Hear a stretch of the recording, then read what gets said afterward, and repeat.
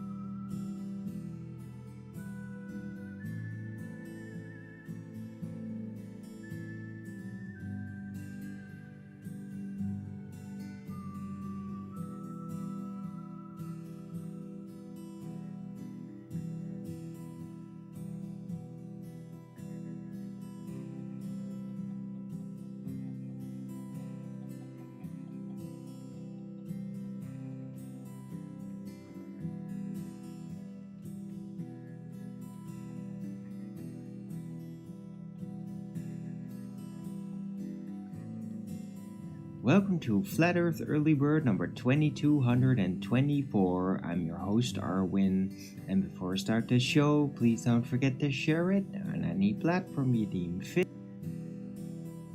And if you haven't already, follow me here on Rumble and be here when I'm going live, which is normally 2 p.m. Amsterdam time every day. And please also do support me through the PayPal, Patreon, Gifts and Go. Links are in the description box below. Send me a super chat over at the Rumble live chat or subscribe to my channel. Any support would be greatly appreciated. I'm gonna need it. Right. Yeah, starting a bit late, 20 minutes. Sorry about that. But I'm here, and yeah, today, no drilling. Looks like they really are done. I think they're just sanding now, but that's not really resonating all through the building. Looks like the drilling is finally over. Weather's beautiful, sunny, no clouds whatsoever, not even a little bit. Oh, there's the moon, by the way. Right over there. You see that?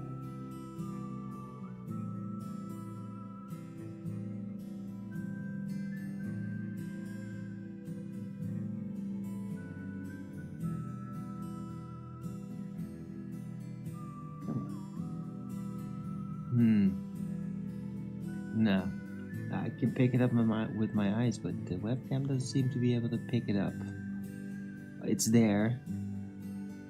It's half full. And it seems angular-wise a little close to the sun. Kind of weird, but yeah, the Earth is flat. Alright, weather's beautiful. The drilling is finally over.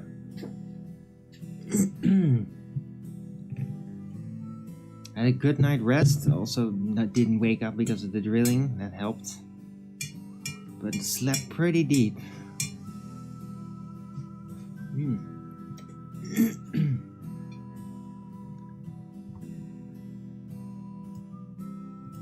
Right.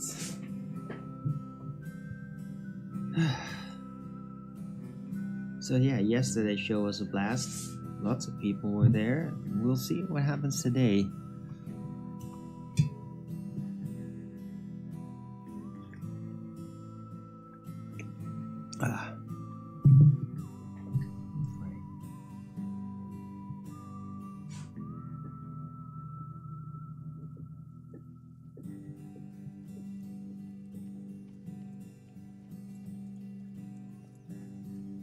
Sorry, a bit distracted here.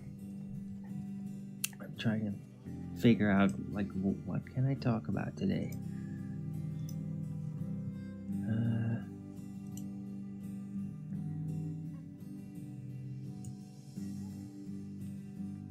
It's kind of difficult for me sometimes because the sleeping is like there's an entire day in between, when often,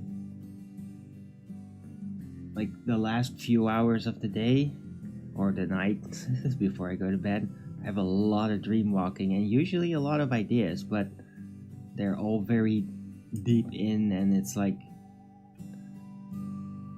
sometimes difficult to then, in the more morning mindset, like reconstruct them into actual communicatable ideas.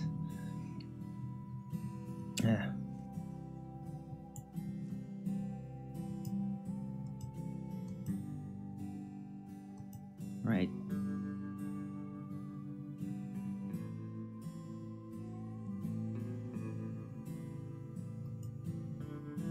Looks like there's some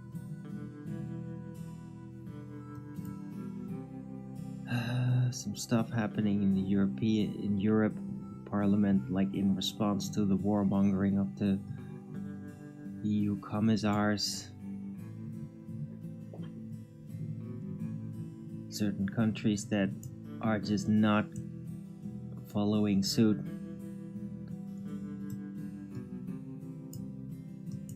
We hope this all works out.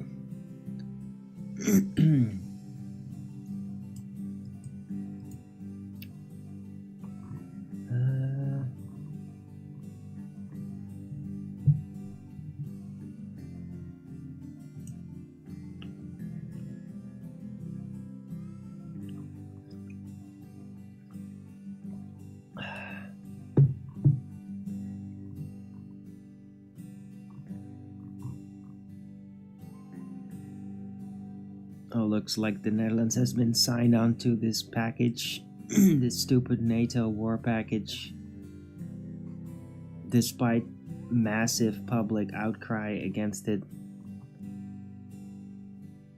Massive, not like there's protests outside, but I mean, nobody in the Netherlands, like, war, no.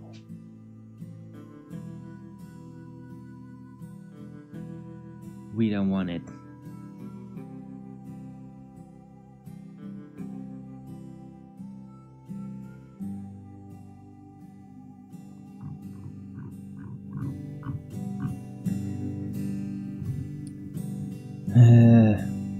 So yeah, I mean, things are not looking good for the country right now. My country, the Netherlands. We'll see if we can maneuver out of this. I mean, I don't know.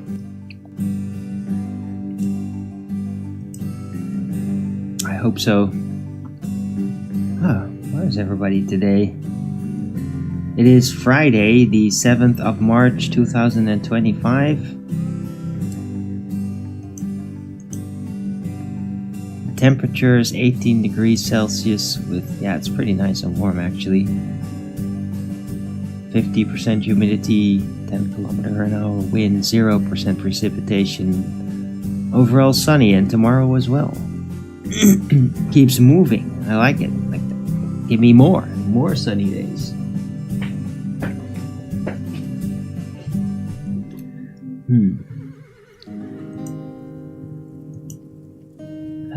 Wow, 35 watching. Alright. No Owen Benjamin yesterday. It was a bit surprising.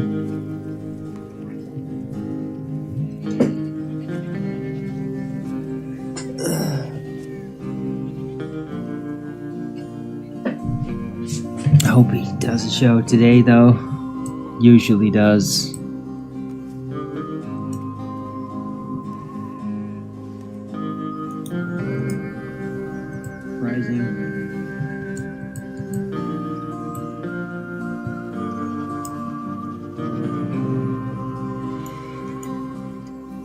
Right. So yeah, I think I'm gonna have a bit of a slow start today. Maybe not. We'll see. I gotta get to the point where I'll be complaining about running out of coffee. Usually around that time, I'm full in the flow.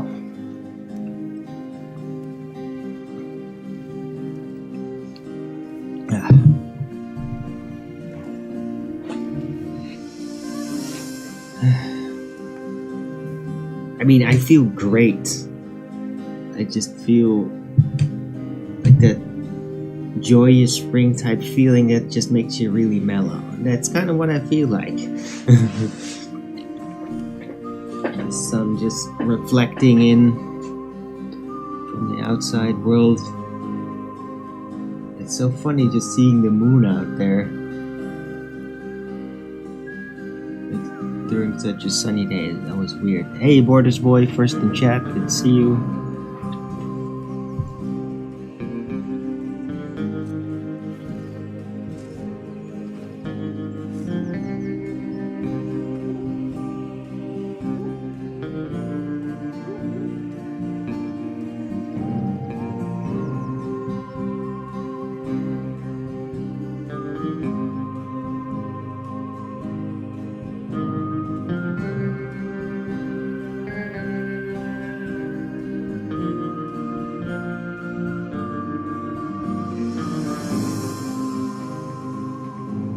Hope you're having a great day as well.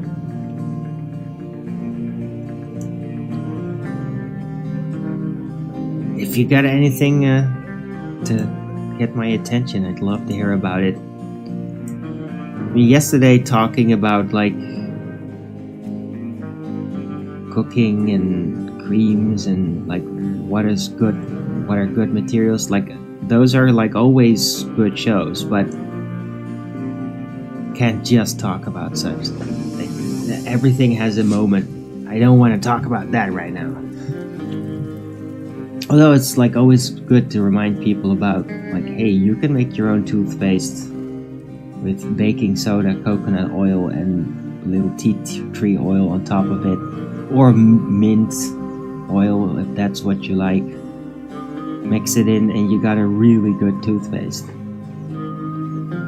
that, like, technically you could like even swallow that, like, totally. Nothing about it's unhealthy. Although maybe tea tree oil, yeah, I mean, you're not gonna get hurt from it. Definitely not.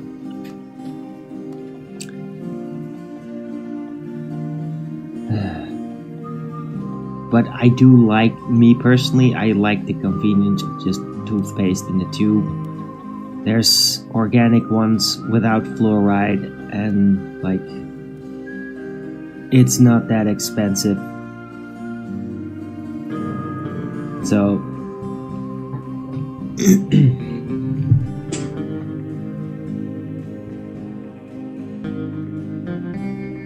but it would be interesting to maybe like switch to the toothpaste type as I described, or like have a tube of it.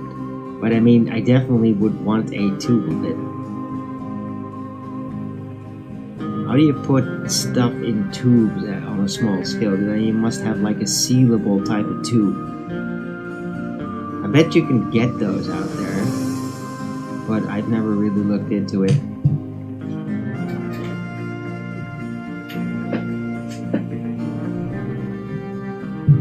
I mean, you could technically use like a really big syringe. Is that what you call it? Like without the needle. And then just do it like that.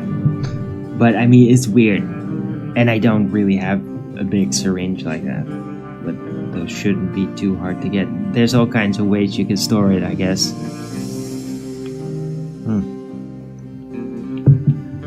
Enough. Yeah.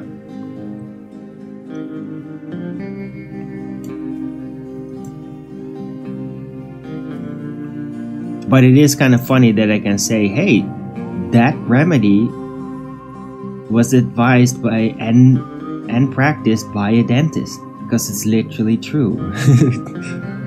It's just funny to be able to say that. Like, she was doing it when I wasn't even doing it. I think I tried it one time and then it was just like, it's different. I don't like it different. Very typical.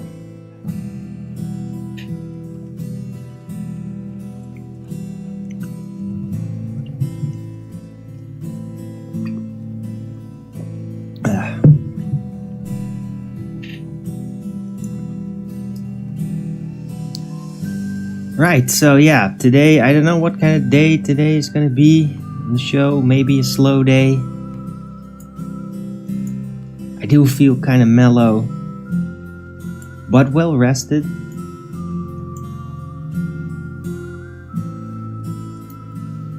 Haven't been like directly inspired by anything, like some new my lunch break video or something. Let's see if they have something new. One day ago, old world.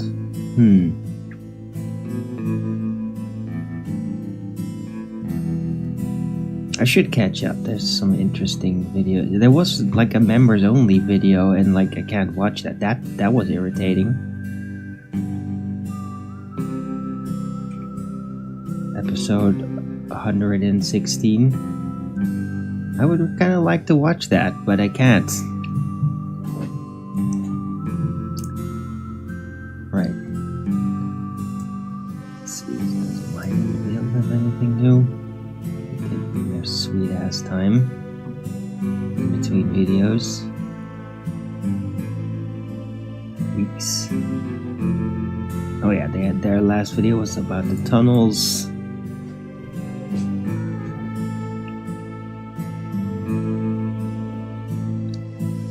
I do keep following Bottom of Conscious pretty much every day. I like watching his streams.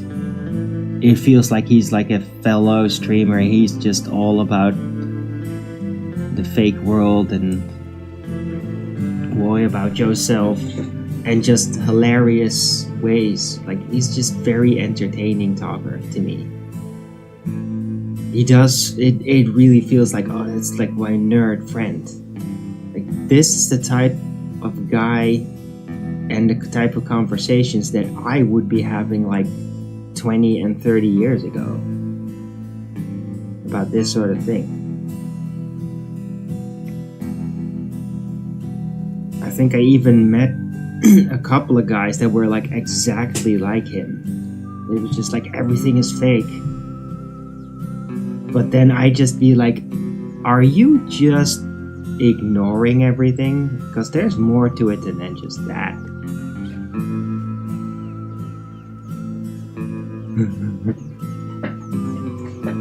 Hey, what is it? You know about fasting for Lent, right? Muslims fast for Ramadan. What do you think about fasting? I think it's a good habit to have. Did you know that Mormons, they fast every month, a day a month, every month? Yeah, there's a lot of religious traditions that use fasting, and it's good. I don't see it as like absolutely necessary, but like traditionally fasting, like even if in my Wicca days, fasting was like an integral part for like initiations. Why? Because it brings you closer to the spirit. It purifies you and then gives you an edge in a very specific way. Like, I've gone through that. So, you didn't know about Mormons fasting? Yeah, there's a lot of... Dude, the Mormons get it. Like, I love the comedically reference to South Park, where they say, like, yeah, the Mormons were actually the ones that got it right. And I mean, that's in an absolutely literal sense. They're kind of weird in their deep cosmology thinking. They are. They're kind of weird. It's really odd. But, like, everything on like, the surface level and the social habits and all that, they're just fantastic. Like, they really are great people. I've enjoyed it a lot. And, like, they know how to deal with everything, and they're just so honest, and so they have a natural habit of just taking responsibility for everything, which is like, yes, like, that's a crushing habit.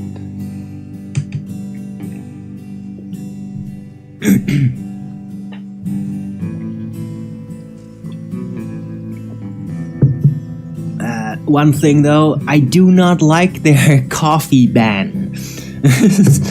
That's the part where I'm like, there's a lot of Mormons out there that are having issues with like Red Bull addiction and Monster Energy drink, that kind of crap. Like, yeah, I literally consider that to be a worse offense to God than drinking coffee. So there's like philosophical details on which I disagree with the Mormons. Like, I'll never be just like a literal Mormon like that, but there's a lot that I like to lend from them.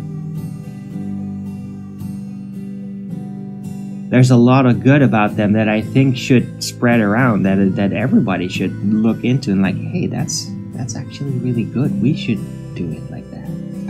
Like, there's a lot within the Mormon community that'll tell you that. Like, ooh, wow, that's... You guys still do that? That is... Wow. Very remarkable. Something that you got, like, you get to see that about, no, damn it, I forget. No. About the other group. Damn it, I keep forgetting. The guys that still live with horse and carriage.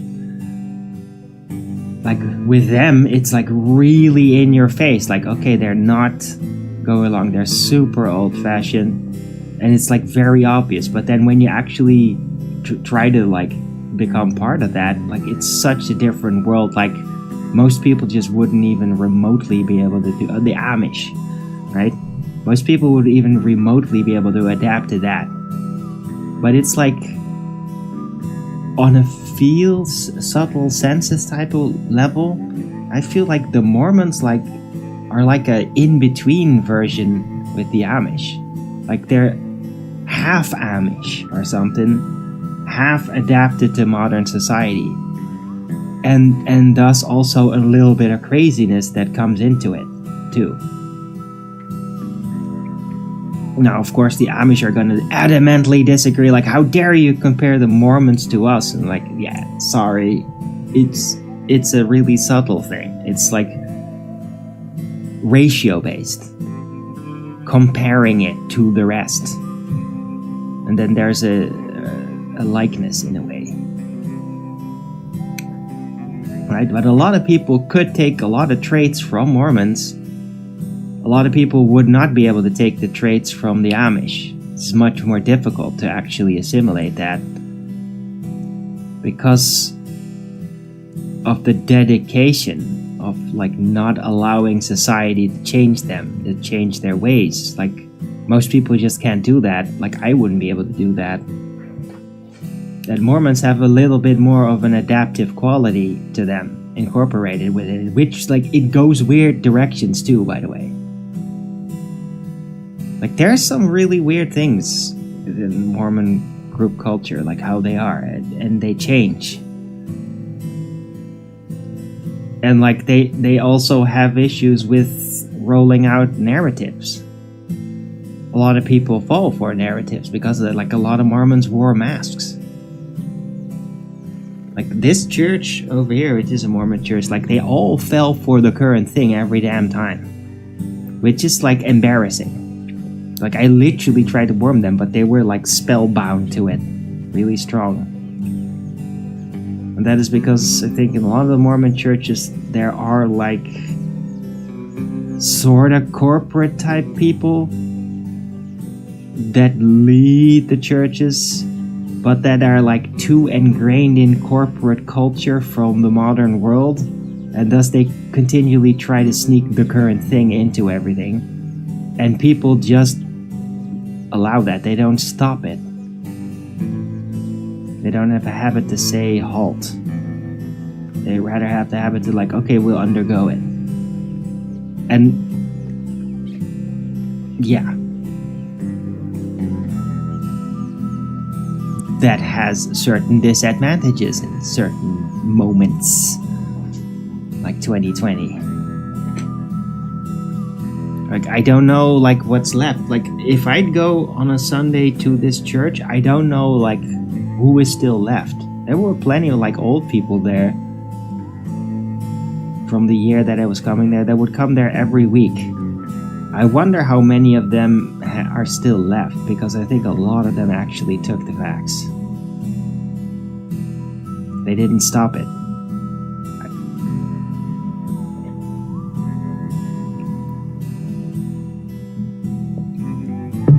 Right. Just trying to be honest. Hey, hello, Linda Hoogland. And I can't go without coffee? No, definitely. Like, not now. Like, not during mellow time. If I don't get coffee, I'll just be like, oh. I'll just be like half asleep all the time. Which is fine. I mean, that would be very restful.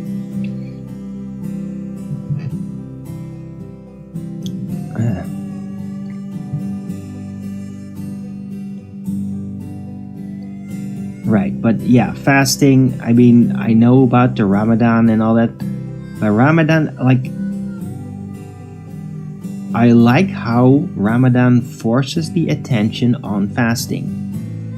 Although, look, Ramadan, it's a weird type of fasting, right? Because it's like half a day fasting. So as the sun is down, everybody can start eating. So it's like this weird rhythmic thing. I wouldn't even call it fasting. Like when Mormons fast, they don't eat at all. like they eat the next day. So it's all these different ways of doing it.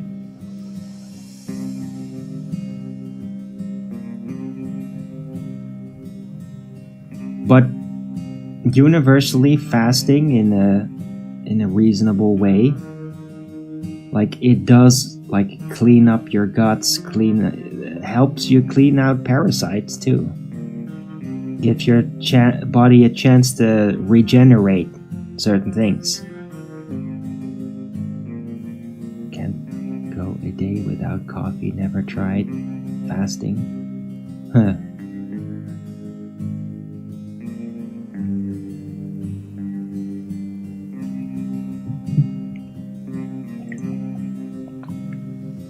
I could go a day without coffee, it's just that I don't wanna.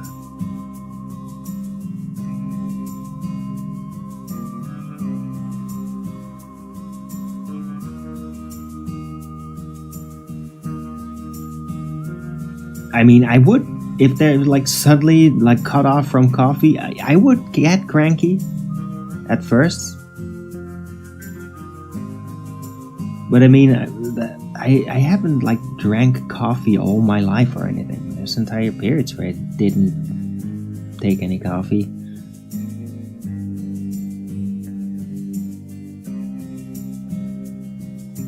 I think doing the early bird show has actually made me drink more coffee on average than the decades before all that.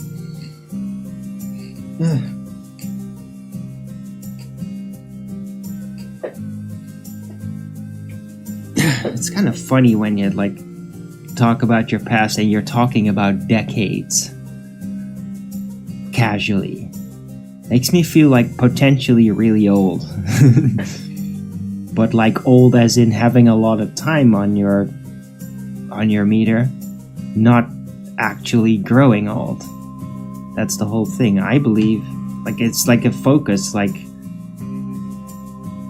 just be okay with a lot of time passing and then I'll be old and then people will be like, oh, but then they'll like see me and realize like, what? But he's not old at all. Like, yeah, not growing old, like physically aging. That's something different. It's not linear wise bound to time. Like aging process isn't linear with time. It doesn't work like that. I've actually thought about how to regard all that, and I think that it's not time that ages people, it's sins, mistakes they make, not managing themselves properly, and then that exhausts their body in certain key moments, and that actually causes the aging.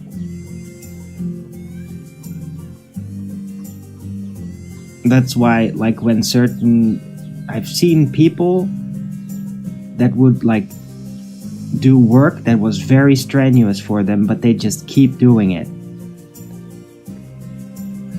And they just, like, kind of ignored the stress of it and just keep going, because they could, it worked.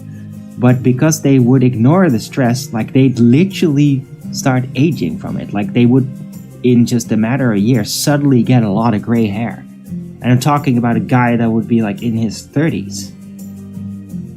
Way younger than me. Like they'd get gray hair, like lots of it, all of a sudden. Like aging comes from strain and not dealing with it properly. That's my opinion. That's how I look at it. So it's all about passing through the time without accidentally aging. That's kind of how I look at it. And I mean, it's very difficult to not fall into some trap that causes you to age. It's extremely difficult. Also, like, social burdening and, like, dealing with other people. Like, other people frickin' make you age sometimes. Like, it's like a demonic thing on the inside, and like almost everybody has that in some way. It's weird.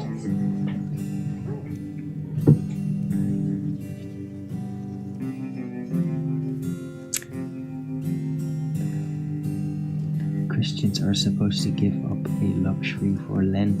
That is fast. Gave up chocolate? Ooh, good for you. What luxury would I give up?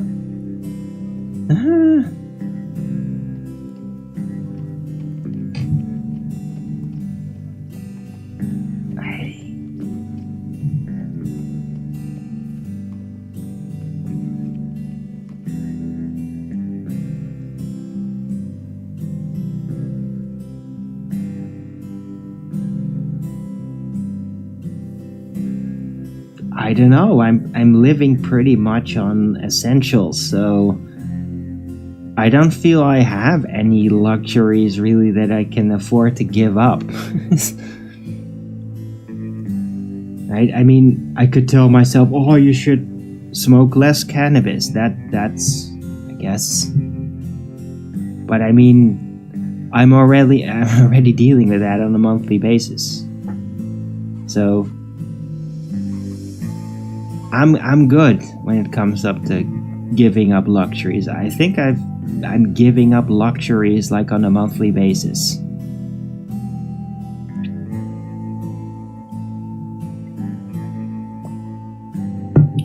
Yeah.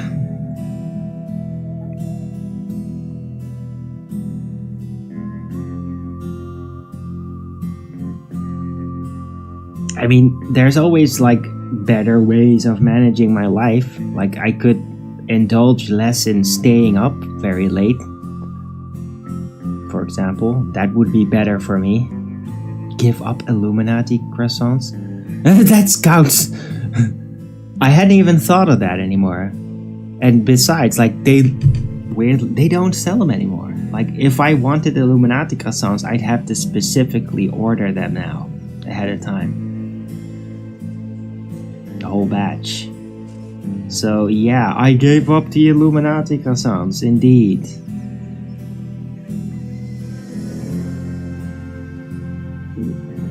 And I mean, they were very nice. Vaping pure THCs? Jesus. Pure?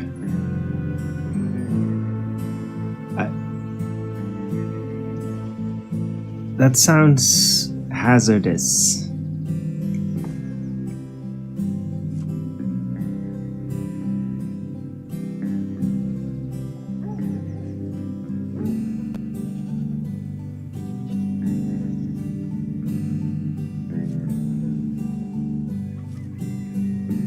Right.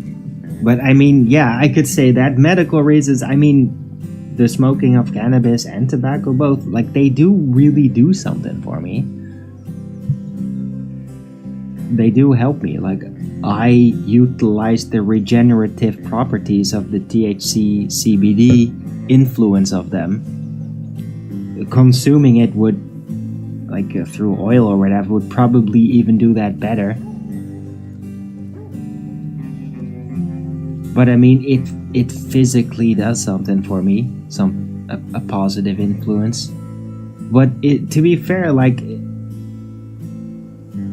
to financially be forced to not take it for like a week or more is actually kind of good. It's like cannabis fasting. It's like forcing me to deal with the habitual process. And in that sense, it's yeah, this sounds weird. The poverty is actually kind of good. It sounds like crazy to say that, but I think that if I had a lot of wealth and I'd be smoking continually, that would then eventually wear on me. It has in the past. I had times when I was like really addicted to it and I just smoked too much. That's not happening now because I literally can't afford it and I know it.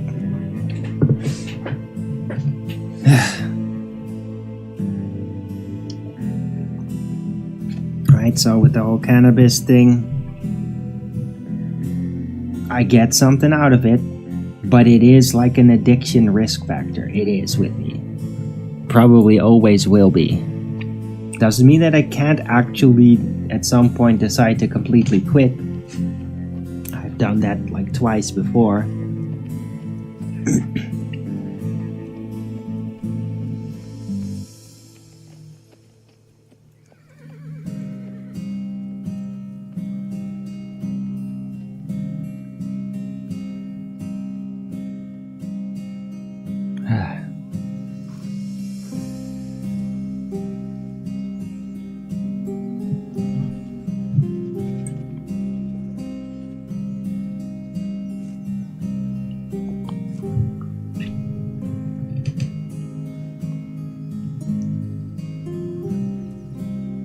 Right, but I mean, Borders Boy, giving up chocolate, at least in the springtime, is actually a good thing. Like, if there's like some kind of candy addiction you have, then springtime, early springtime is the time to actually give it up. If you then have like a spiritual reason to back it up, that's even better. Right? Because of the sugar influence. Like, sugar is extra detrimental. I've been talking about this in the recent few shows. Early spring is when all the bacteria wake up. If you then ingest sugar, you're gonna have like an immediate bacterial response. Like, they're all gonna like thrive on it a lot. So yeah, any kind of candy or chocolate, early spring is the time to basically quit.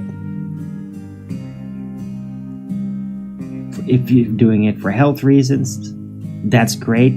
If you need like a religious reason to do it, then yeah, blessings be with you.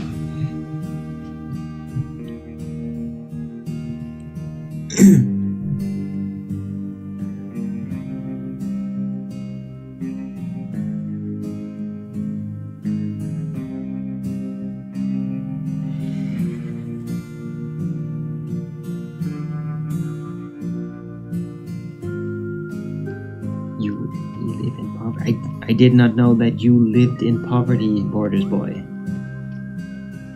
have no idea what your life is like, but okay, I guess that you're having a similar type of setup, I think.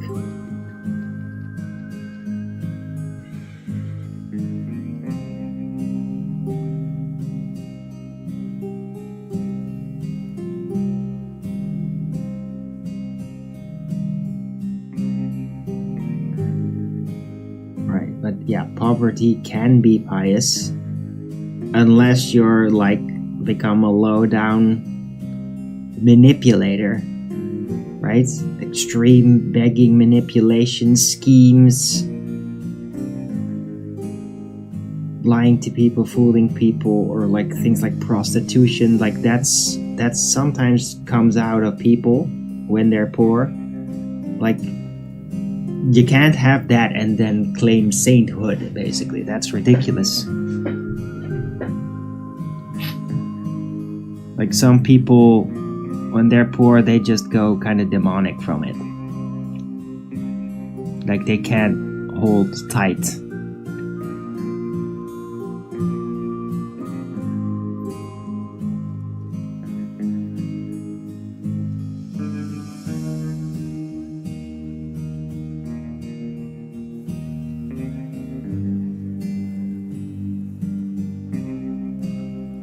How on earth are there so many dislikes? I don't know. 142, Jesus. Okay, yeah, that is insane with only 21 watching. With like, what is it, 40 at the peak of it? That is nuts. That seems rigged. It's useless sock. It's like a sock account revolution, man. Should put that in the title. Sock account revolutionary.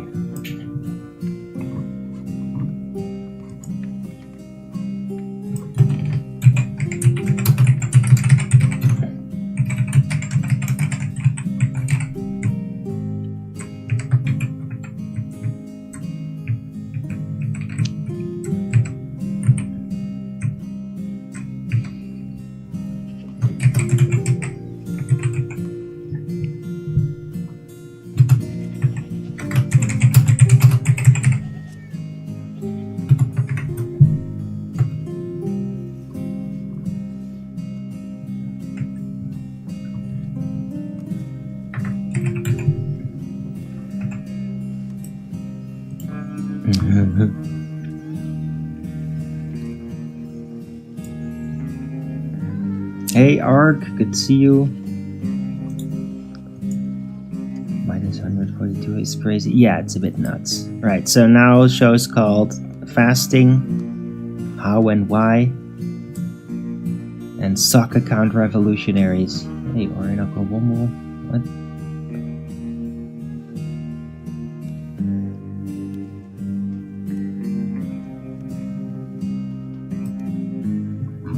Subscribing to me for some reason.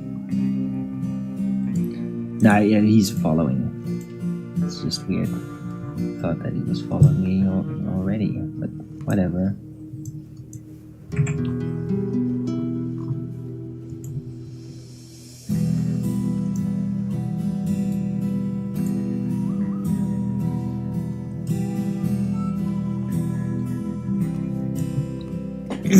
Right, but yeah, if you want to have some counterweight to this ridiculous sock account revolutionaries, then don't forget to Rogan's it up. Oh, damn it, I'm out of coffee. But I am rolling, right? I mean, it happens every time.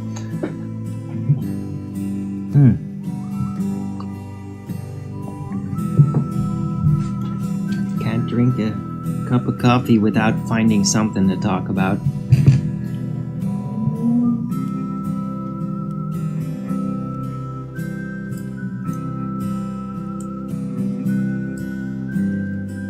Come on guys, there's 3 people in the chat. Linda, Hoogland, Ark, you can both give me a Rogan's up, right? Plenty of viewers then. Yeah, but it's not though. Or it's just stupid sock accounts log in, go to my show, downvote, vote, and then I don't know, log off or whatever. It's sock account activity, so they don't actually watch it. It's just, I don't know, 3 to 5 or maybe even 10 people doing that shit with sock accounts. It's just a sock account revolutionaries. They don't actually, they're not real people. The numbers. Gave my Robins. Sure, okay, thanks. I don't see it though. I might have to refresh, I don't know. No, I'm only seeing one.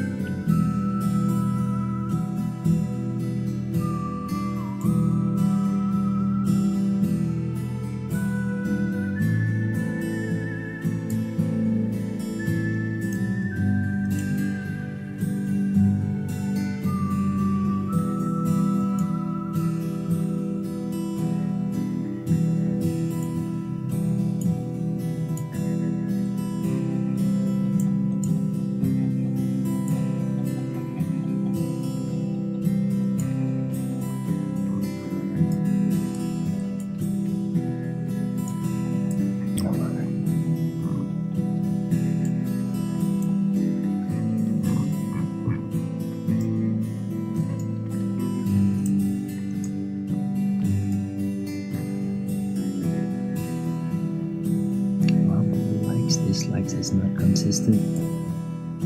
I don't know how they're doing it, what they're doing, but it's all good.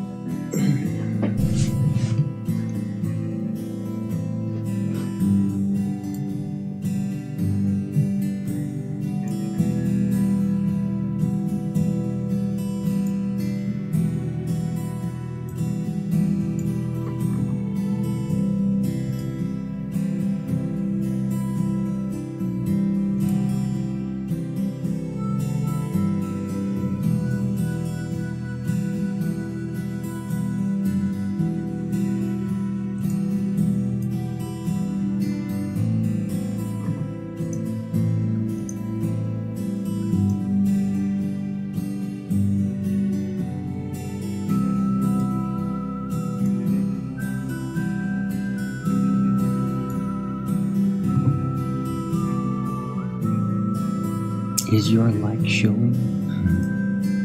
Yeah, it is now. Woohoo!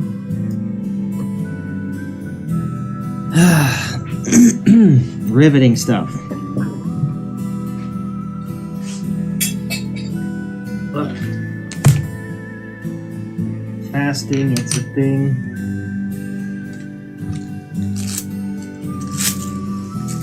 There's good reasons to do it, especially during springtime.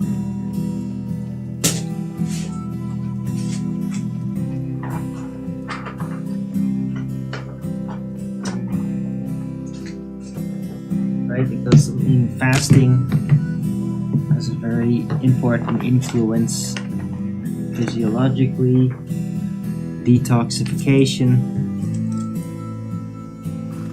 and also spiritual cleansing. Yeah, fasting. It's like very important too, like to have like good mental discipline when you're fasting. Right? Because if you're like fasting and you're just being negative, like I don't like this, I want to eat, like yeah, you're gonna like fuck yourself up. Like fasting, you have to stay serene, you have to like be okay with it. Otherwise, like spiritually, you're gonna eat yourself up. Like then you're gonna make it hurt. Then you're gonna break the fasting, you're gonna be seduced by the physical basically, and then break the fasting. And so you have to stay serene and positive and reasonable, and then it works. So there's a spiritual utility to fasting, not just health aspects.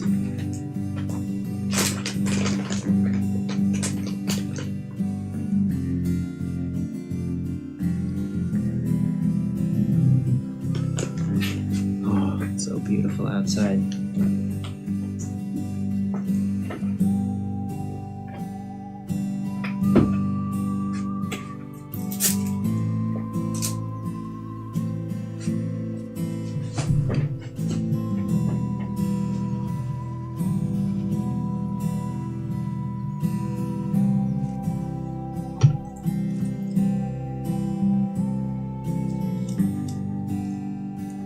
So yeah, anything you guys think I want to be updated about? If you want to hear my opinion on anything, let me know.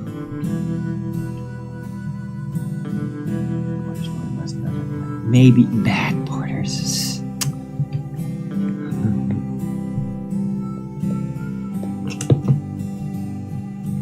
See, like mine. It's only showing one like now. I don't know. Maybe this is just Rumble being weird. Maybe people are like, no, you're definitely not supposed to like this. But I liked it. Yeah, but then you refresh and it's gone. Maybe that's what's happening. I don't know. But I only see one like now. Oh my god, this is now the show subject. Why are they interfering with my likes? It's so important. This is my life. Because my life is determined on how many likes I have on a video. Or something.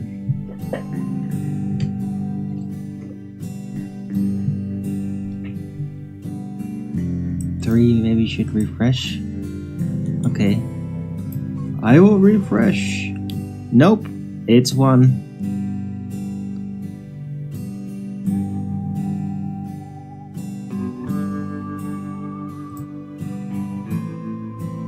Shall I prove it to you?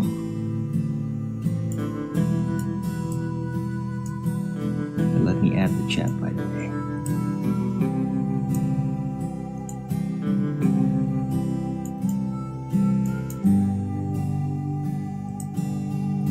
Right. Screen loop. Yeah, but there you see. It's one like. That's it. That one is mine. Hey, don't fight over who did the liking or not. I think you all actually roganed it up and it's just not registering. It's not doing it.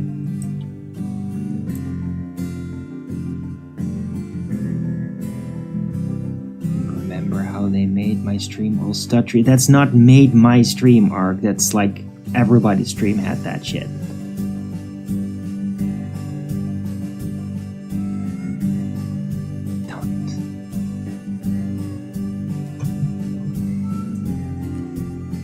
Don't go fighting over who did the Rogans up. Trust that you all tried it.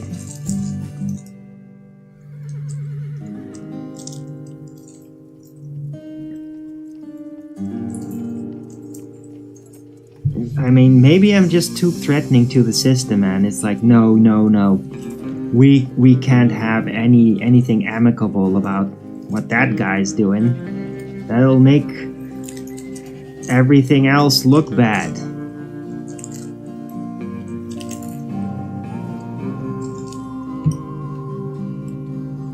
Maybe I'm being censored because I'm so important. I'm such a threat. With my freedom of mind and not like really not falling for pretty much anything, but still like capable of like accepting like, oh okay, so yeah, space trickery, it's cool. I'm not gonna try to break it. Just live alongside it. Maybe that's a threat.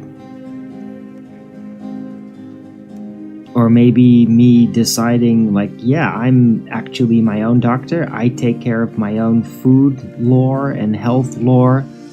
And I scrap all of virology pretty much as a valid source of information for that. Just scrap it. Like, nope, it's all gone. And I view bacteria very differently. And it's like I'm in such opposition in just the basic ways of looking at the world and living it, that maybe that's the reason they need to like make sure that I look really not popular.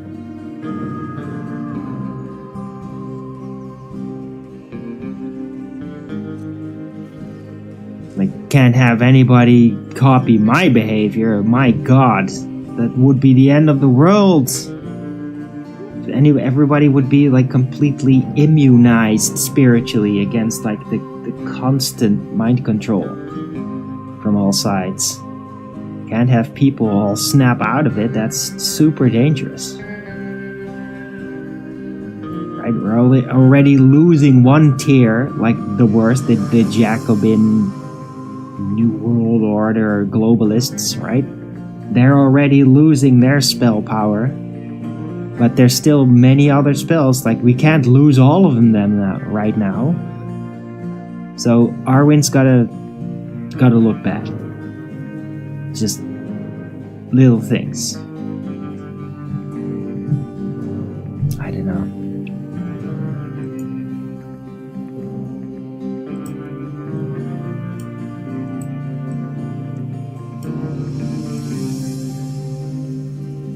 Maybe Arwen does need to reveal. Shut up.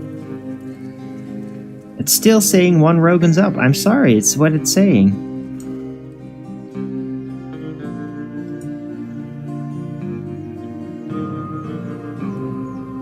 I just refreshed. It's saying it. Right. Take a smoke break. I'll be right around the corner. Don't go anywhere. And try to Rogan's it up. I mean, apparently Rumble's not allowed to show it. I need to appear to be completely isolated socially. Because I'm just such a terrible example of a human being. Like, can't have people swayed. That maybe there is a way out. Right? Can't have that appear to be a legitimate option. I will prove it's my Rogan's. Okay.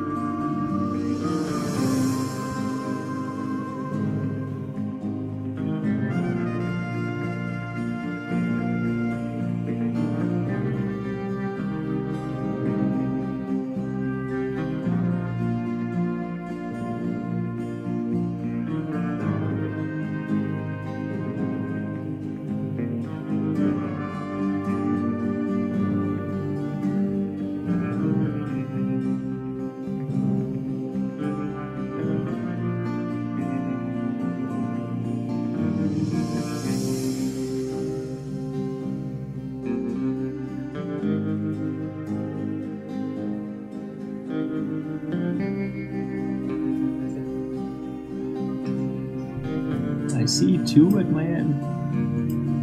Oh, 3, 4. Oh yeah, I got 3 now. Yay! Oh, now everything is such a huge world of difference, I guess. Woohoo!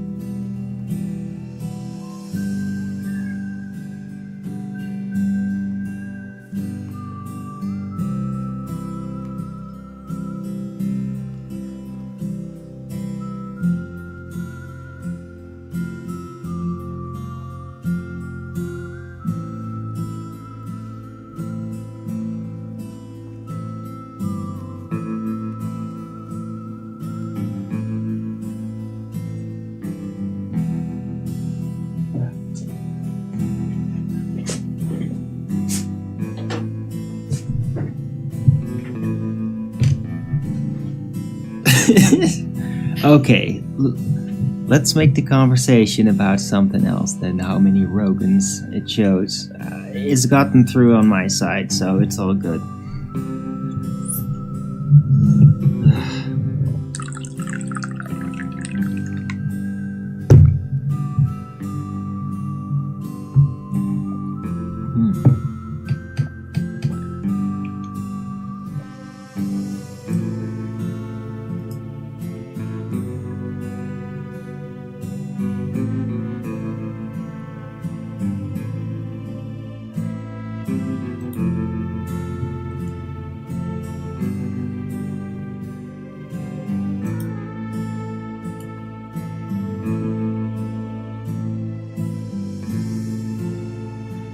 The war in Ukraine is okay, Alex. Is it gonna be over? Is Russia making moves right now? I don't know.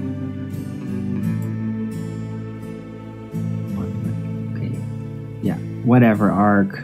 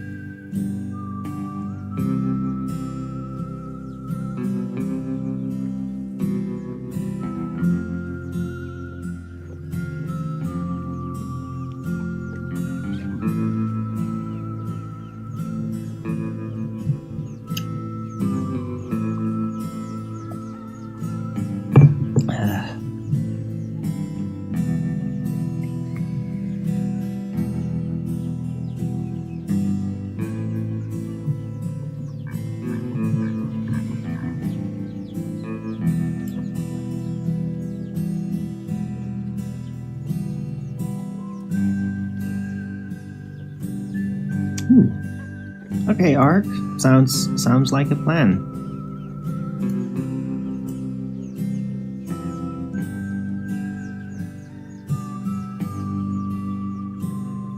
I don't know if it's like if mixing it with castor oil is necessary a good thing. I just do it just like the castor oil. I mean, it's very sticky though.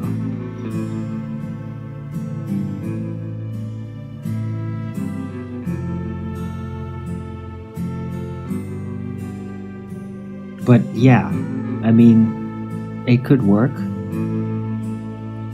I don't really know what happens when you mix it.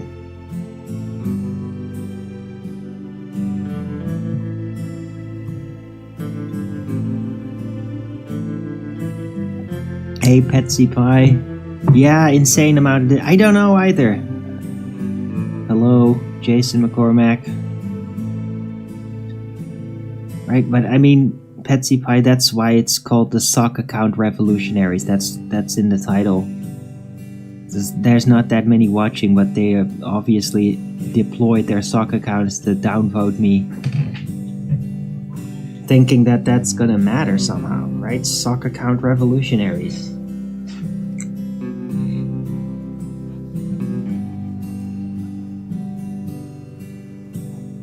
We discussed the combination yesterday. Well, I argued you could do that.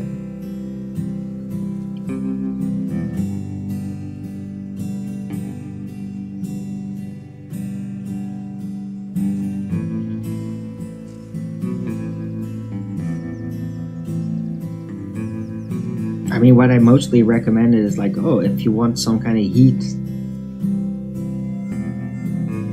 to be applied to the castor oil, then like do it in a sauna. Like put it on and then go into a sauna or something. That's basically what my advice ended up like. I mean, if you want to combine it with coconut oil, I doubt it's gonna like really be negative about it in some way. So, but I don't know. It's not necessarily my recommendation, but I bet that it's possible.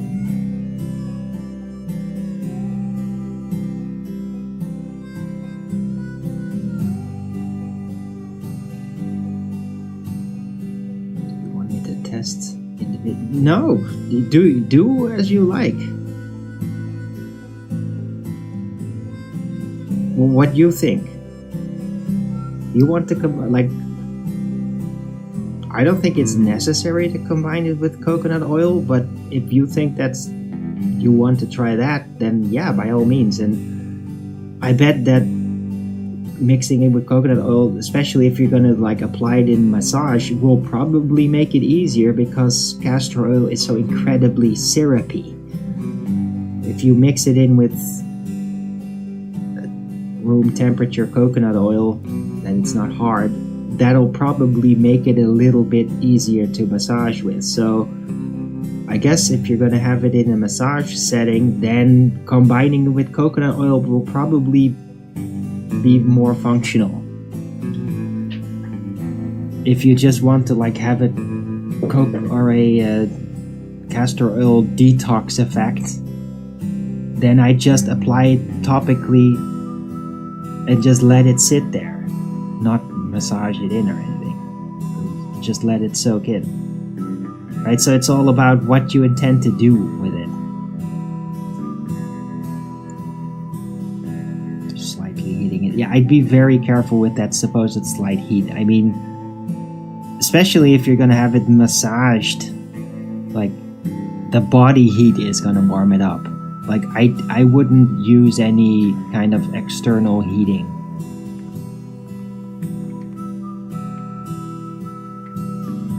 I mean, maybe like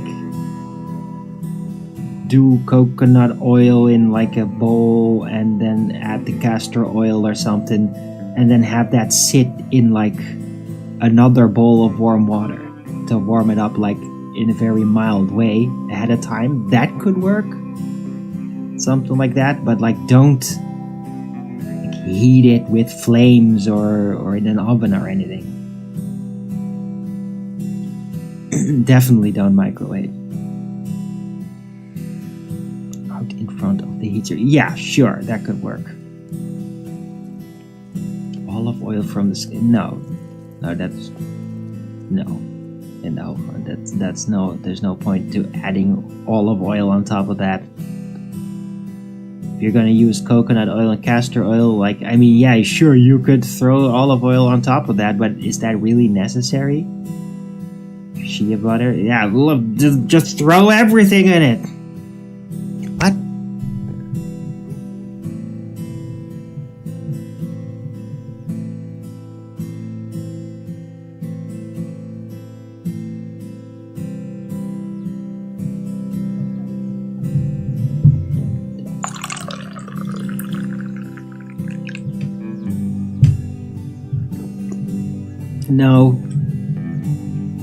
No, I don't recommend it. Ark, if you want to try something, then try something. Like, just throwing everything in a pot, everything at once, like, that's not a proper way to test something.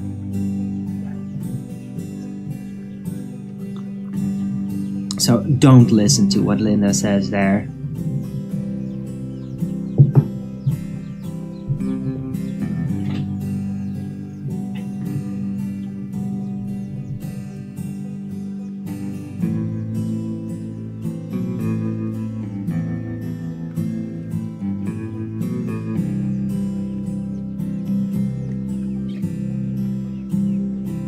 Right, for general massaging, yeah, olive oil can be great for massaging. It makes it very smooth, easy.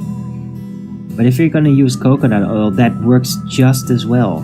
So it's like, it's not necessary.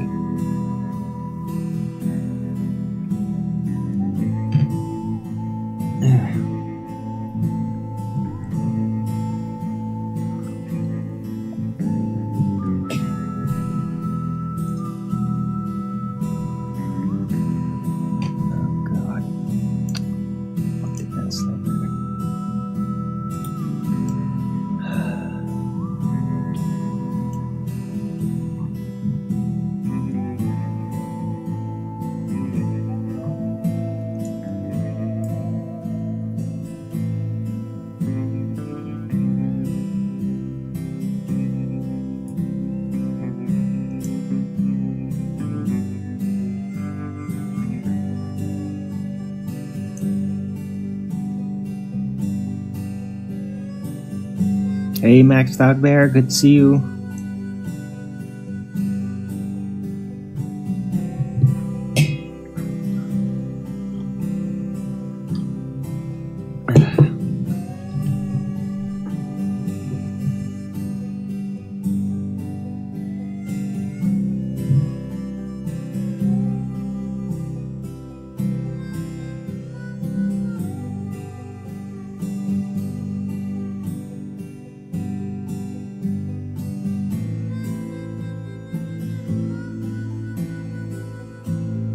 But I mean, if you're gonna like start combining stuff, like I'd be interested in trying to combine castor oil that you would apply topically, maybe with like CBD oil,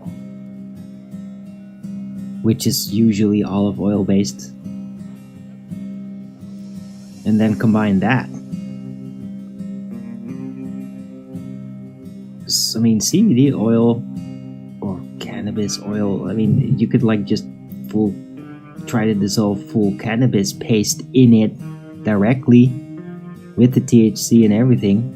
Like, the skin is like sort of like the outside intestine. It also absorbs, and it has a lot of similarities in functionality. So you can apply, cannabis type creams or CBD. You can apply that topically too. Like, it'll be absorbed. It'll have a regenerative function there too. Yeah. It's just that cannabis oil is kind of expensive.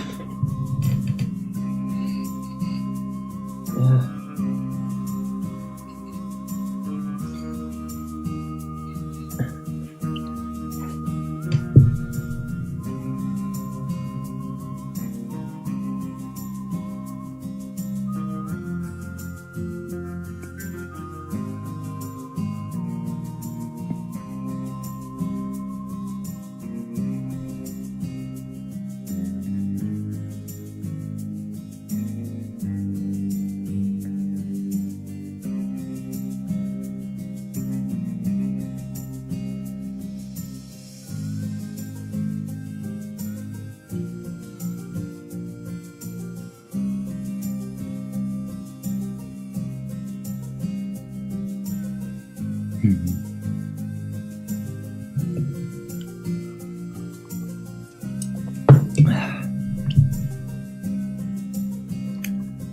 see if Benjamin is scheduled to do a stream today. He said it yet. No, it's not on.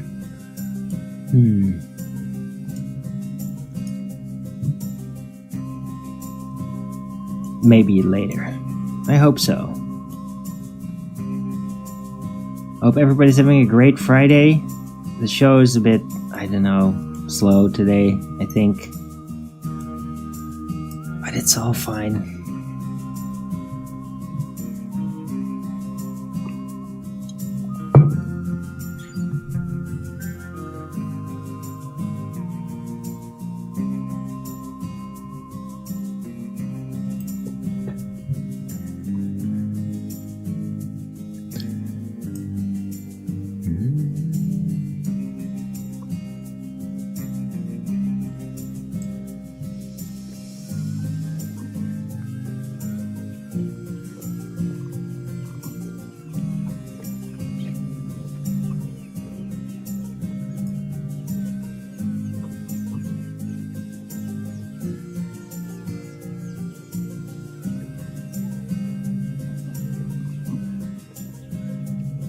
Okay, so apparently there's been a massive strike from Russia on Ukraine, and I haven't seen anything about this supposed strike though, not even on RT, so maybe they'll roll out later, but apparently Zelensky is finally asking for a truce.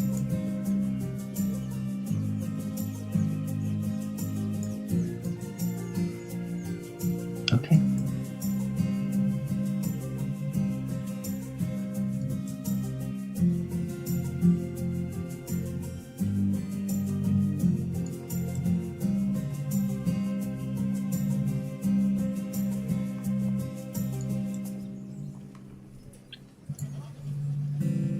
Hey, underground tunnels, good to see you.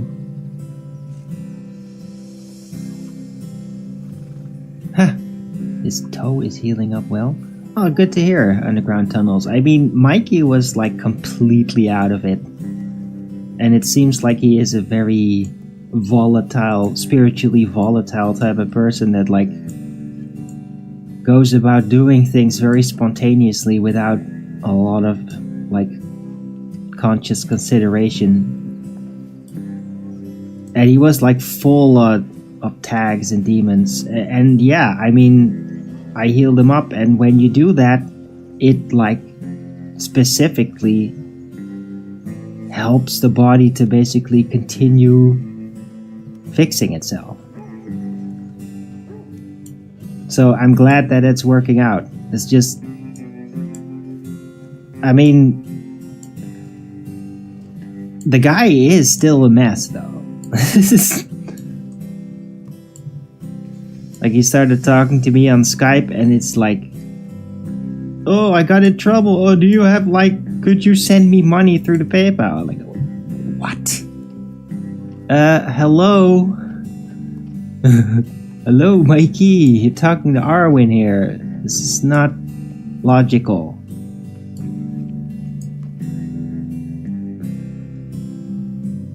But yeah, I thought like if I just heal him up, and he literally did ask for it. I offered him and he was like very eager, like, please do help. And it worked, I guess. Doesn't mean that he's now suddenly gonna be like the most organized person ever. But at least it's like giving him some fresh ground to try it.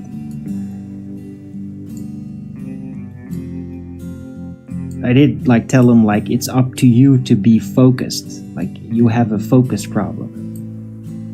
He does. Now I've given him some room to be able to pick up that discipline. If he doesn't pick it up, then it's gonna become that mess over and over again, and he'll get filled up with tags and demons all over again. Right? So it's up to him how serious he takes it.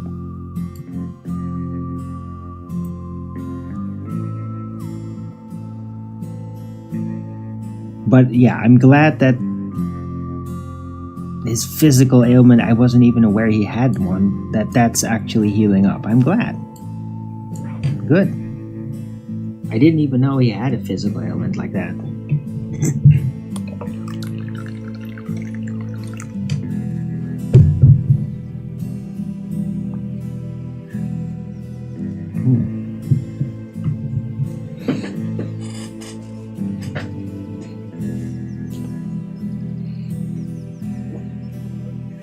But yeah, the technique works. It does actually work.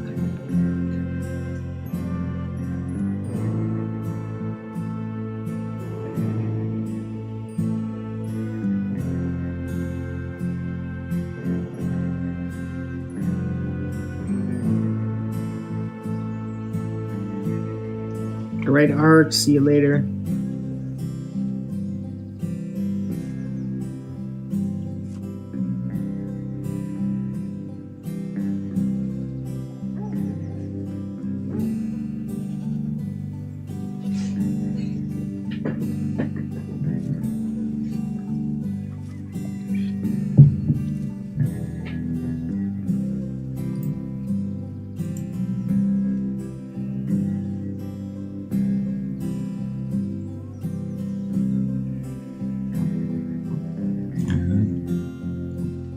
Also, this other guy, Andy, which I do recall from like years ago, like the earlier years of Flat Earth, like 2016, 17. And he's like not contacted me for a long time. But God, this guy is like so...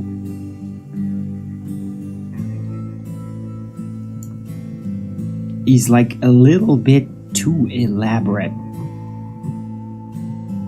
with his thoughts. So he like leaves these pages long messages, and that, I mean, he has a lot of good things to say. It's just that it's a bit much. I did tell him, like, dude, you're not wrong. It's just like, this is too much. I can't read all of this. Andy. But I mean, he's a cool guy. But he's like really deeply into the whole DMT experience and all that, and like philosophical detail overkill. It reminds me of like what I was like when I was in my 20s. It's like, yeah, you're overdoing it. You're just overwhelming people. And productively, it doesn't actually amount to anything. So I did tell him that. Like, it's way more important that you understand like the physical and the spiritual realities within the physical experience than it is to like know the absolute truth behind it all. Because all that truth behind it all will probably end up distracting you from just worrying about yourself and just doing what you need to do and what you can do and knowing yourself. Like, that's the problem with like esoteric philosophy and all that, is it's super fascinating to like find the ontological primitive, to find the bottom stone that fractal crystallizes everything, all of reality and consciousness. But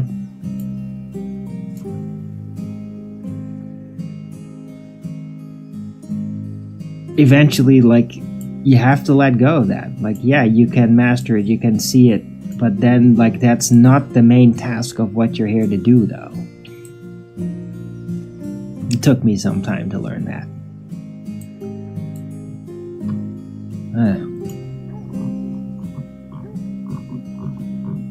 So what words were I use? Yeah, hyper-philosophical. It's basically being hyper-philosophical. Like with the hyperactive mind, it's like, it's a little much.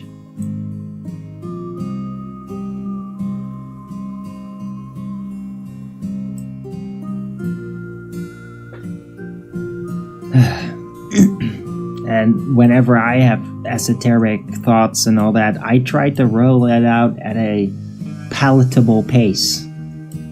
right? Because I'm not afraid it's lost. I don't have to like ram it all in simultaneously because I don't want to leave any details out. Like, it's not important to do that.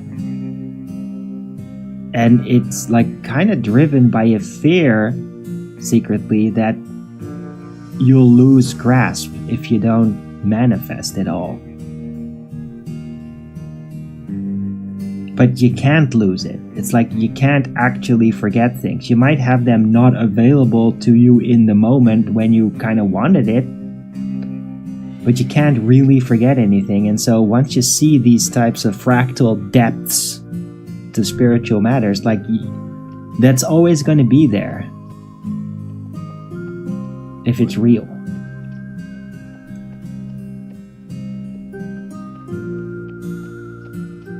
Like, it doesn't go away just because you didn't express it.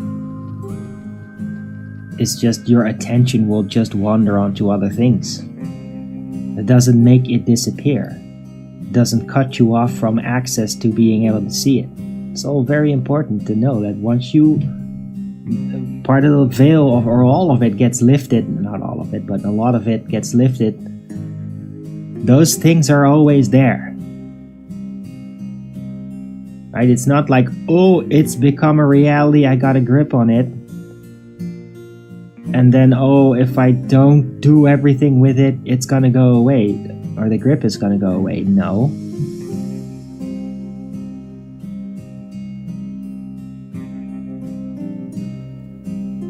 If you want to keep like that level open, then you have to keep manifesting, but then and roll it out like this guy is, but then you end up getting a problem that it's too overwhelming. Like, what's the point of like rolling out all that detail when it's not going to be communicated? Right? The whole point of what I'm doing is like making it palatable, making it more like making things that are highly irregular and extremely esoteric, make it more tenable, make it more palatable, instead of just rolling out every freaking detail that I see and then the entire message being lost.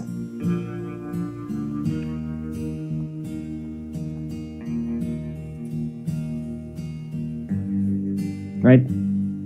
But I mean, the guy is probably still young and he'll grow into that just like I did. Like, that takes decades. Right? First, the veil lifts and then you get afraid, like, oh, I'm afraid I'm going to lose this. It's a natural reaction to have that. And then you over manifest and you get hyper philosophical, but then you just can't really communicate because you're overdoing it. It's all about once you have that veil lifted to you and it gets through to you and you grow into it, now you have, like, the main focus is like, how do you still go about and not completely disconnect from everybody? Because you can't force the entire world to lift up with you on that level once that veil is lifted.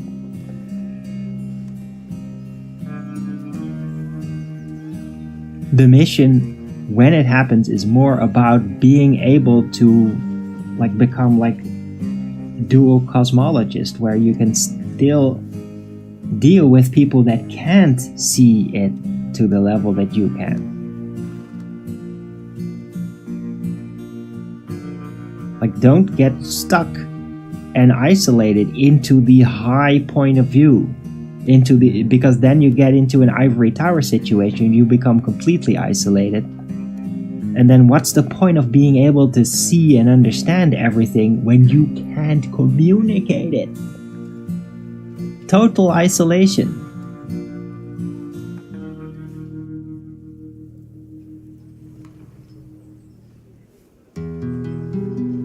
And total isolation like that, like, leads to resentment towards the world that just can't adapt or won't adapt. And that's not a good place to arrive. So, if you're going to be awakened to everything, you have to now take responsibility They basically become like a shepherd amongst sheep. They don't get it. You get it, they don't. Communicate to them in a way that they get. And you can be in the know, and you can use your knowledge to help nudge people that don't get any of that in the right direction. And then they'll still trust you intuitively. They don't have to understand it. Right. Hey, Jade Orange. Is the soul created at the point of conception? Jesus.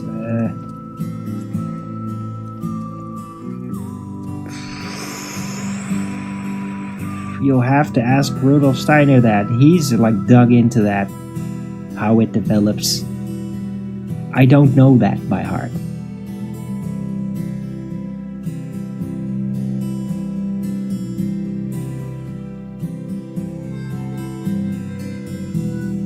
But I think that like the soul, that's like a separate type of spirit body, but like the spirit, the heart spirit, that's the thing that actually gets infused. That's even visible when a egg cell gets fertilized. There's like a flash of energy that's very mysterious that happens. That's literally the imbuing of the spirit. Spirit comes first. And from it also, like, spirit is like the throne in a way, or the seat, the spiritual seat of the consciousness. Like, consciousness is seated on the spirit. Spirit is on the body. You could, yeah, the body is like the throne, and the spirit is like the cloth coating.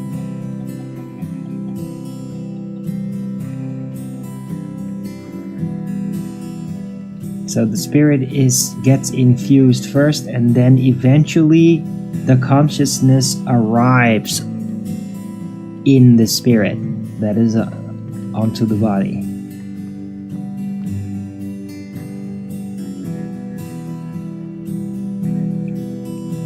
Right, but you can argue even that like the consciousness of a child or whatever, like they arrive on the other side before the conception. And a lot of people like talk to me about that. Like my mother said, my mom and my dad, like they were expecting me before my mom got pregnant of me. Like there was like a summoning thing. And I've heard more mother, like a friend from Nijmegen, like she had that too with her kid. Like there was somebody arriving, and then she got pregnant, and it was her. Like, but physically, there is like a measurable moment where the egg cell gets fertilized, where there is a flash happening, and that's like the first. That's where it becomes from a biological machine, like a bacteria, comparably, to suddenly a spirit-seated, imbued life. So that starts like upon conception.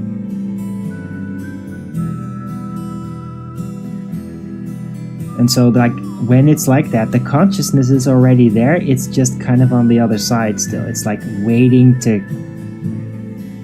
take a seat. It's still on the back burner, but it's already there, already connected energetically. It's just not like a flower. It's still closed. It's not opened up yet, but it's already connected.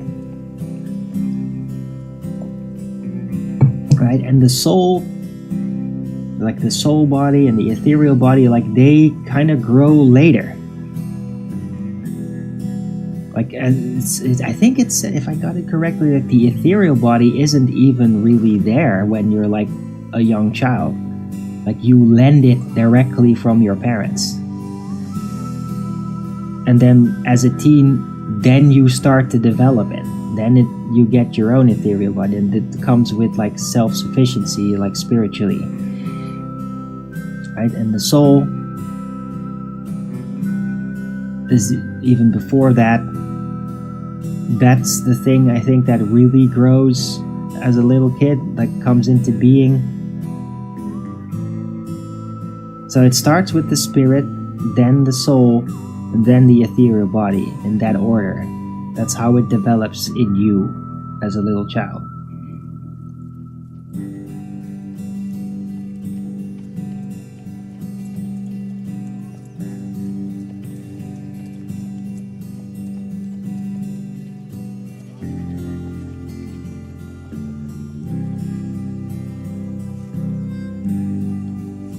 What? I hope that answers the question, Jade Orange.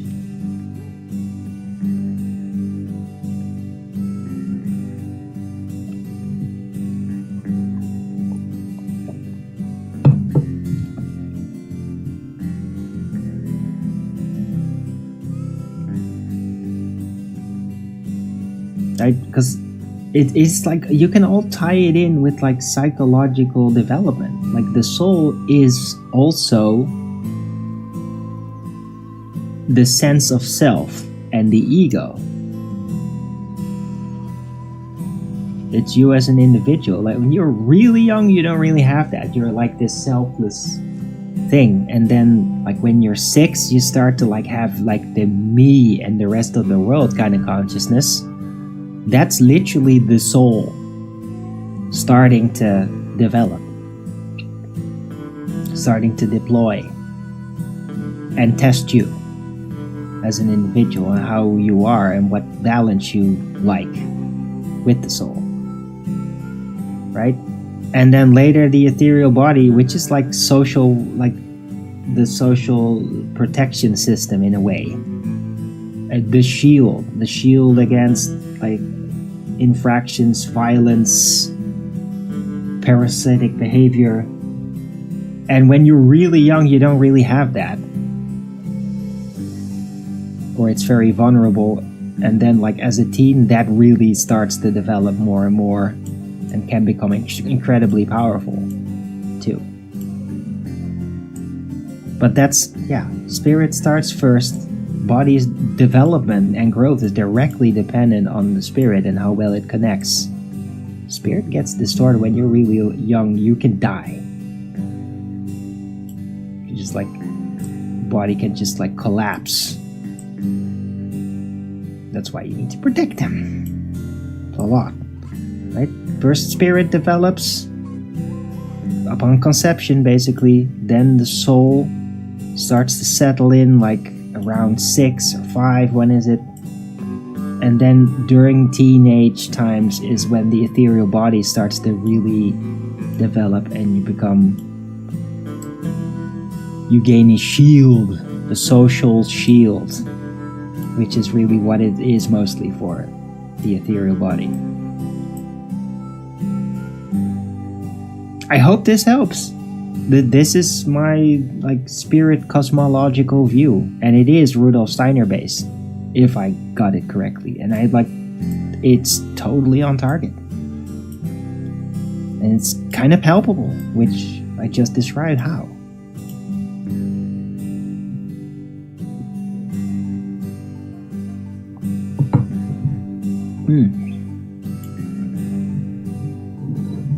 I should add that to the title.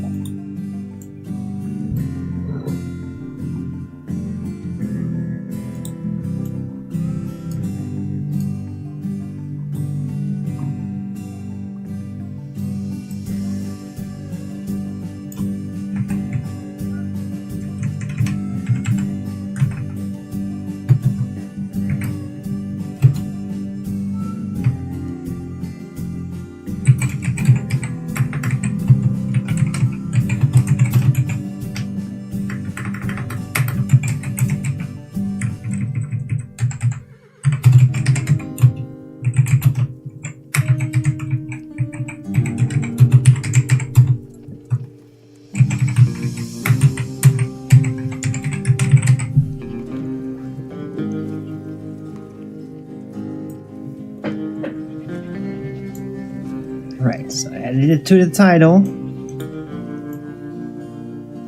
Right, fasting, how and why sock account revolutionaries and spirit, soul, and ethereal body development. Right. That's pretty cool. Right, I'm gonna take a 2-minute break. Be right back. Don't go anywhere. Don't forget to Rogan's it up.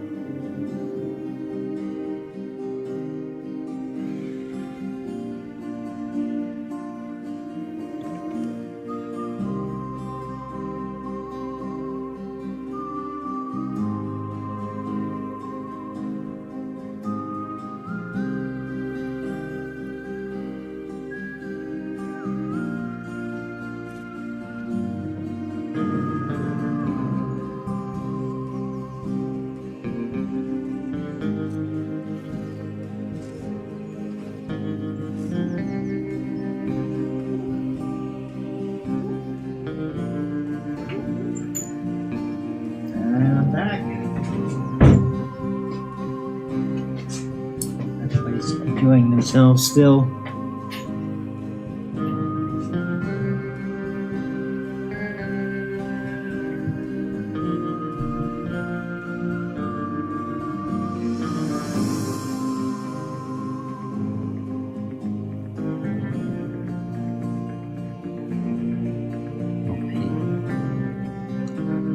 So, yeah, Jade Orange, Linda Hoogland, you communicated. Did you listen to anything I actually talked about here?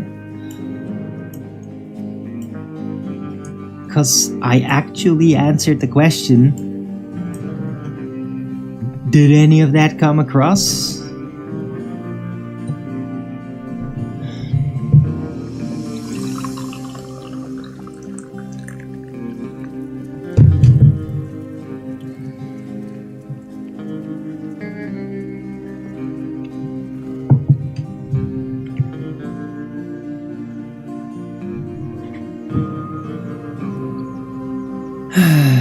Whoa! I got a lot of Rogans up. Oh wait, no, not so much. What? How did that happen? 147 down. Wow. That's nuts. Why was the Rogans up at 11? That was weird.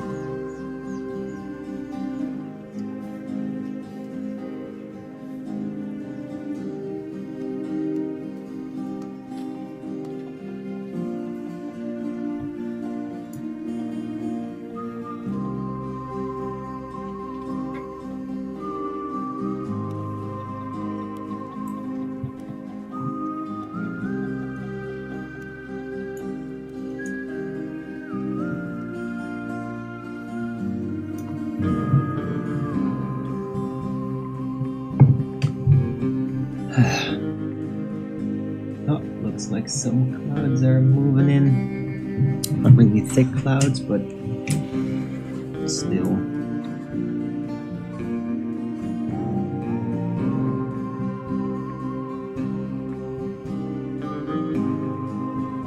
There's plenty of blue sky though.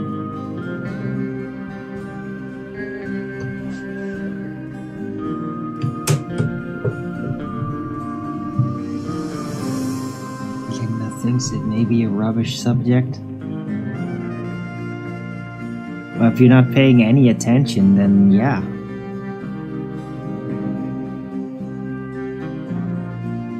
But not everybody's gonna be good at spirit mechanics.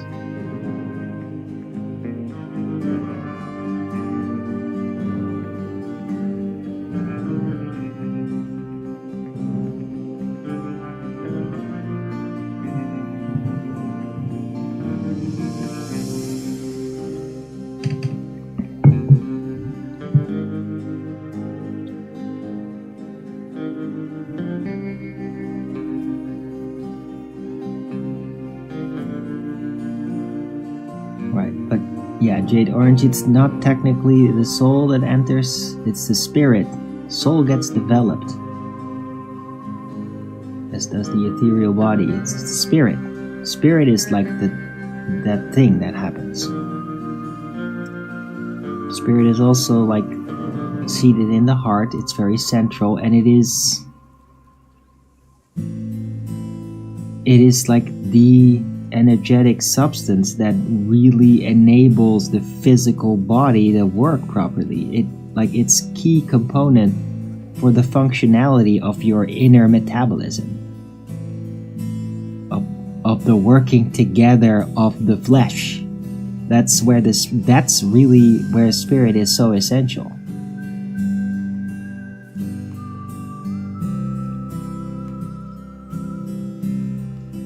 Right? The soul is much more about like your conscious autonomy, like how you see yourself. People that don't have a soul, they're just going to like respond like a drone. They might be physically healthy, their spirit might be fine, but if their soul is not, they just become like automated. Because it's about your personal relation to the world that is weakened, that you become automated. That's the soul. That thing is not the thing that imbues the cell. It's something that gets developed later. It's the spirit that imbues the cell upon fertilization. And the spirit directly makes the connection, like makes the functions of the flesh do as they're supposed to do. And the higher the spirit, the better the body functions. That's really the formula there. A person that's very spirited is healthy.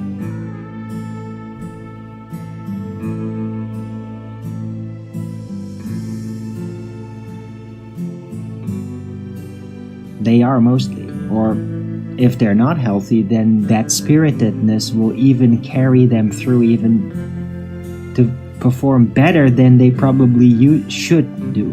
Because the spirit just carries the body through.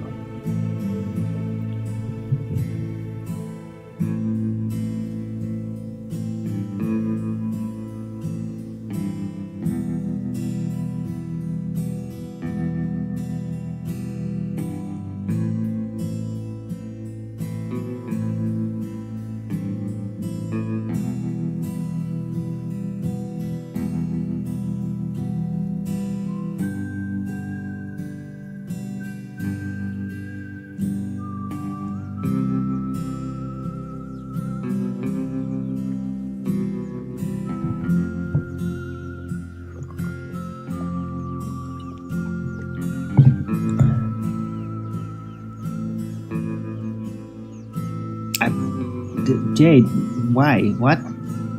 I don't understand what you're doing. But yeah, I was talking to you and to Linda. And I mean, like, this whole idea of the soul, like, you know where that comes from? Catholicism. Catholicism, like, called it all the soul. It's actually the spirit. Soul is another component.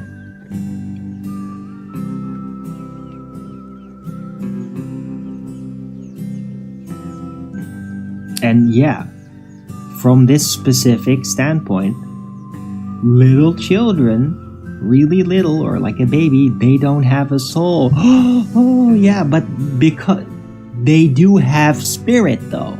All of it has spirit.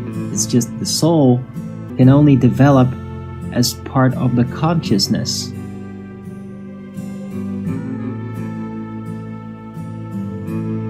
Resulting in an ego, in having a sense of self versus the world and what you are in relation to it. A baby doesn't have that. It's just a baby. They're just like tripping on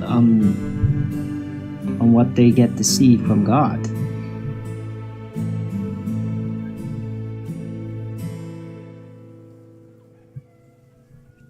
They still have to find their soul.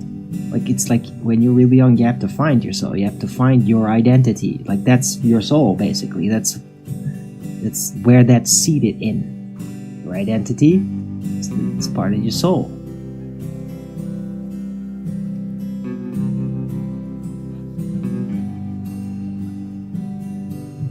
It has to deploy. Where do you think the soul is located in the body? Well, right, and same goes for the liver. And if you have soul struggles, ego struggles, your liver is going to be the thing that's going to get it, going to buy it.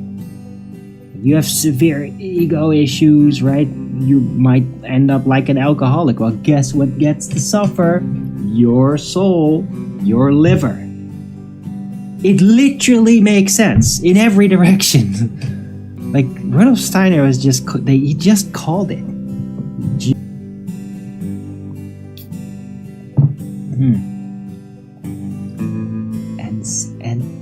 End of ancestral. Wait, what? What does that mean? Getting wisdom. Good to see you, by the way.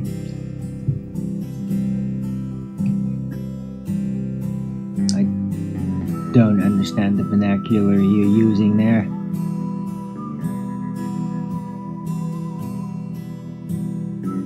Could it be outside of the body? No, your soul is not outside of the body. I mean, it's centered around your liver. And yes, the field of the soul is like through your body. It's like parallel to your spirit and the ethereal body. But it's like seated in your liver. You feel like it's in your head. Yeah, well, that's because that's what your consciousness is dealing with. Like, that's your consciousness. It's just, yeah, ego relations. You think this position. It's like the viewing point. That's what you think your soul is. It isn't. That's not your soul. That's literally your consciousness.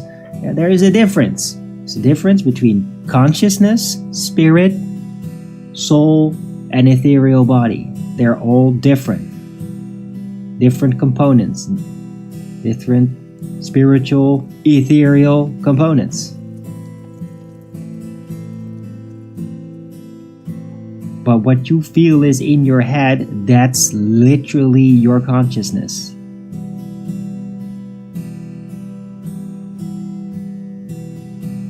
It's centered around your pineal gland. That's basically where your window of consciousness. That's why they call it a window. Right?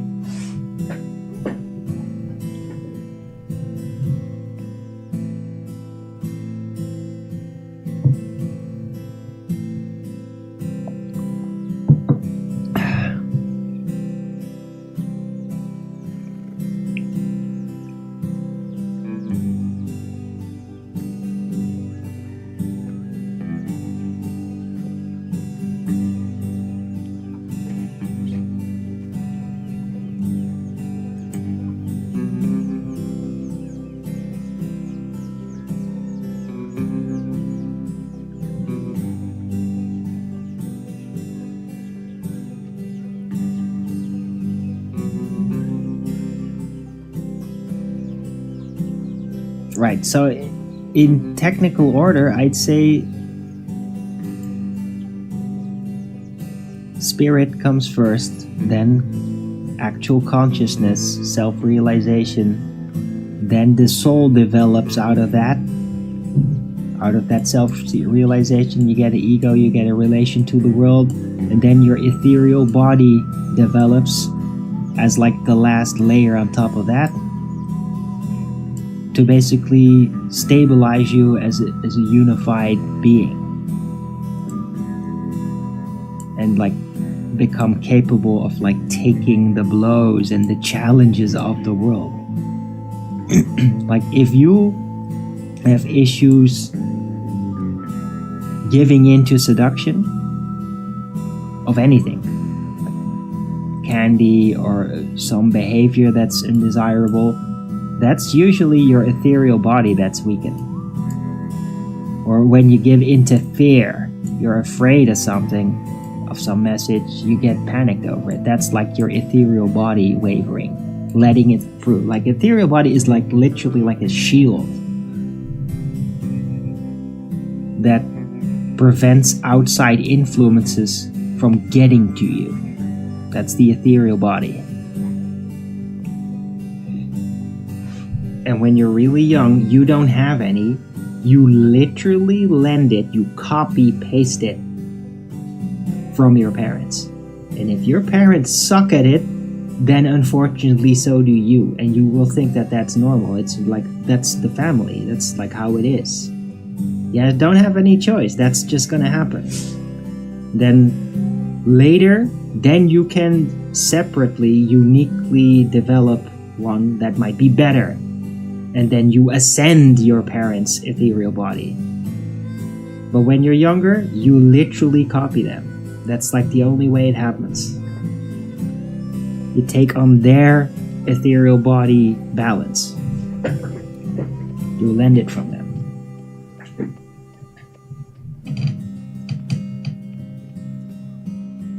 Soul component. No, the soul is not a thing like that, Jade Orange. It's literally Catholic vernacular, where it's all just called the soul. All the ethereal things, they just call it the soul. It's super oversimplified and it's incorrect. Yeah? So no, there is no soul component. It's spirit. It's the spirit. That's the thing. Not a soul. It's the spirit. That is the thing.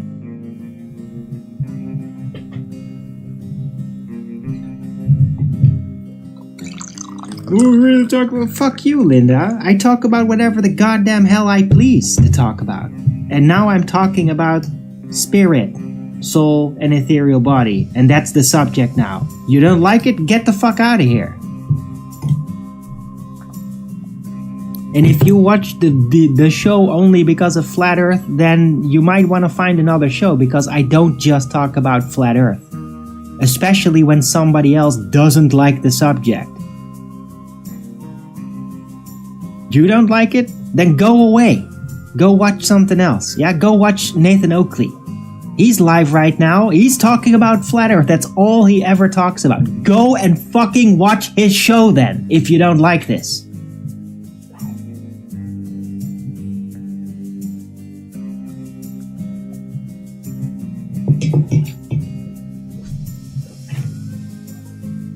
Don't complain about it in my chat that you don't like the subject. Seriously. Yeah?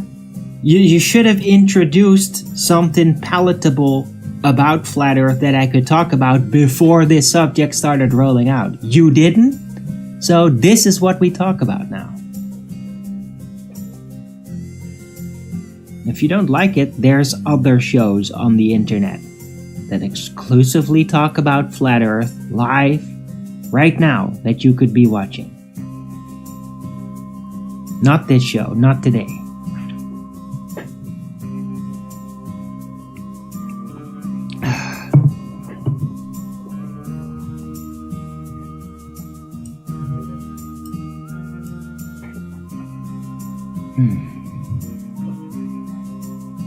I hate Catholic. Yeah, well, Catholics wrote the spiritual cosmology that the West has been using for centuries. You will do that, thanks. Okay, see you later.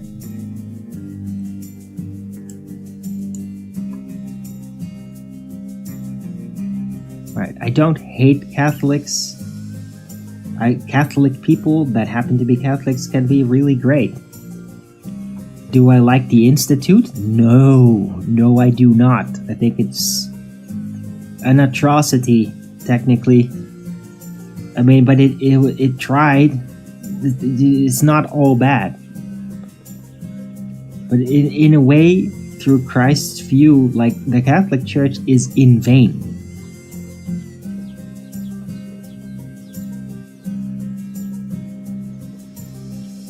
And it's just like, no, the Pope isn't Christ's representative. Like, that's just wrong. It's just not real.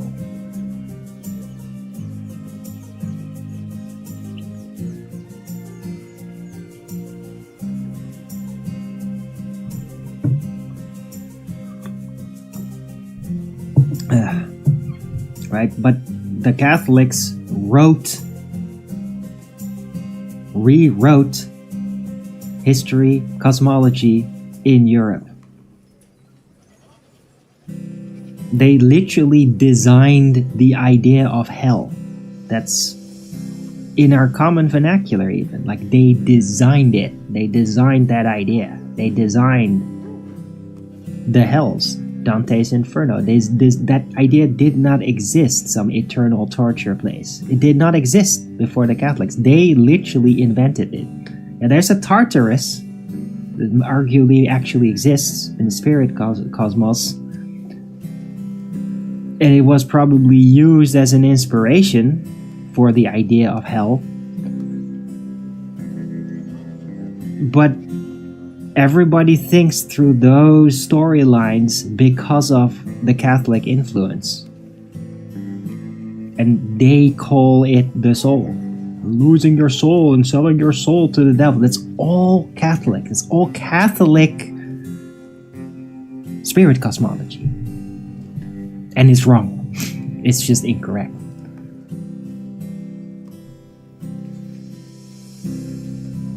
It's common folk mythology, effectively.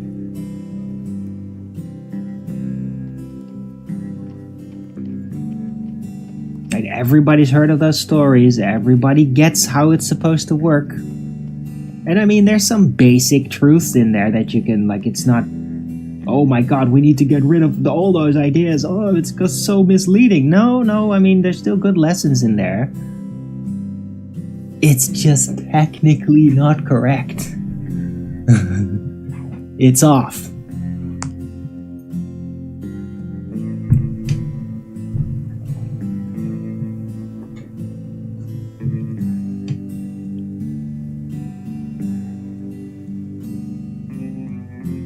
Okay, Max Adver, I don't know. What the hell is a hekuva? Oh, a heck of a thing. Okay. To see in real life. Yeah.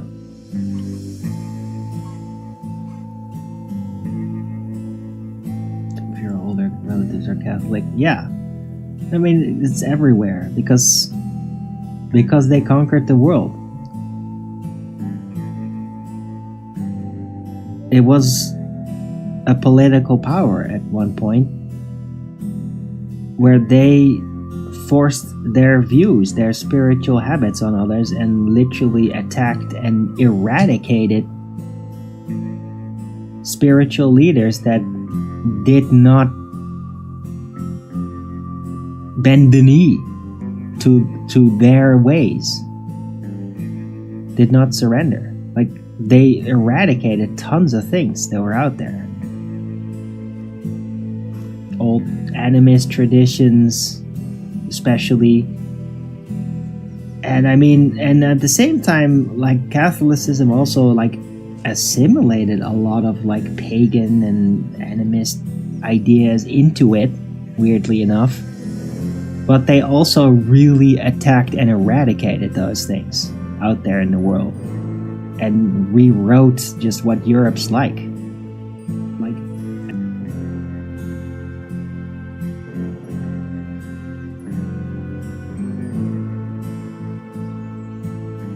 It was the theocracy. They changed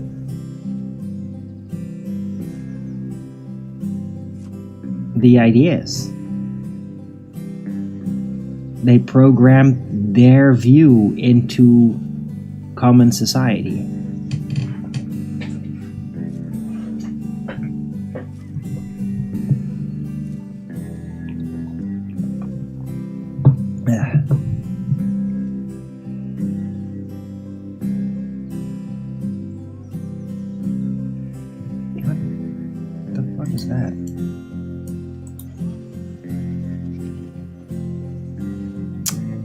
Okay, Linda, you're the fuck out of here, stupid bitch. It would be great if somebody'd actually alert me to something like that happening. Tell me it's there. Instead of just letting it scroll up there. A warning would be great.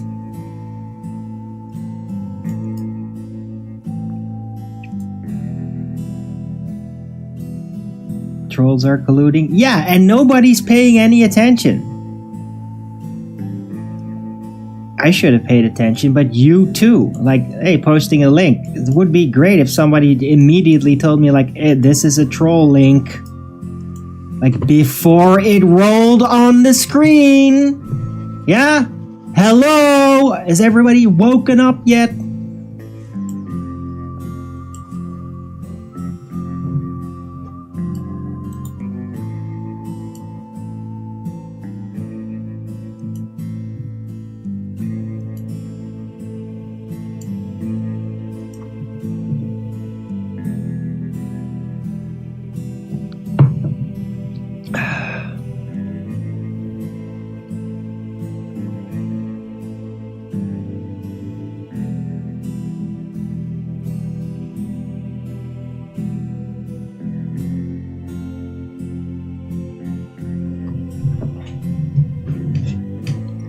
Yeah, I don't want you fucking bickering with them. Like, I know who you really are. No, if they're a troll and they're posting a troll link, immediately warn me about it. Immediately. High priority.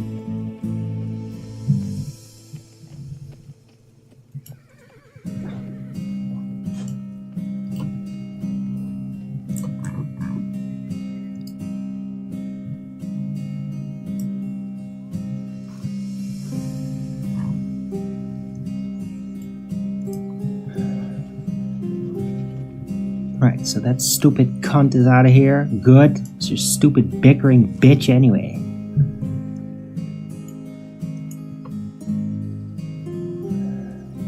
You don't know what will happen with Europe? Well, I have a good idea, and it sucks.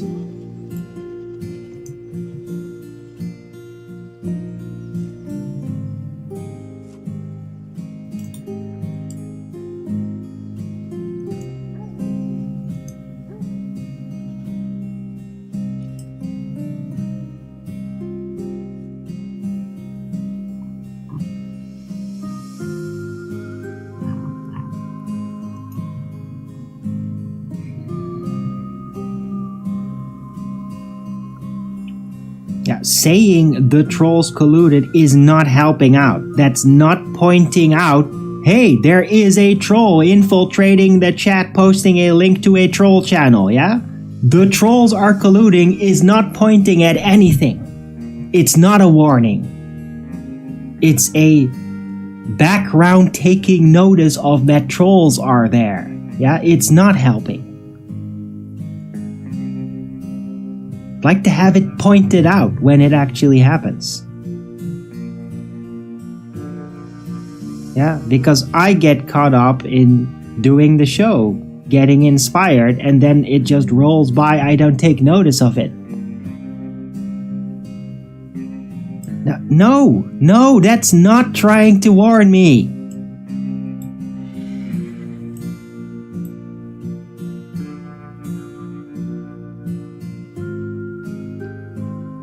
I don't need any vague hints that you suspect somebody to be a troll for whatever reason. I don't care.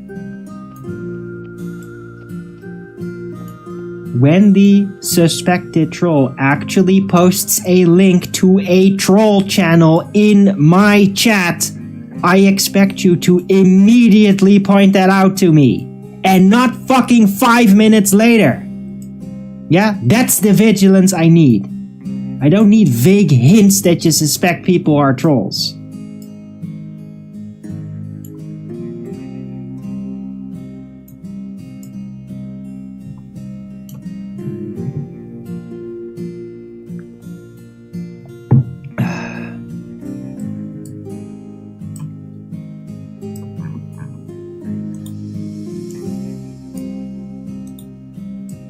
Man, people trying to help me. Go fuck yourself. Helping me. Envious whiny bitches are not helping me. I don't ban people that help me. I ban people that are obvious troll pieces of shit that don't help me. All they want is for me to go away. Because there's something about me that they can't handle. Yeah? They're not trying to help me.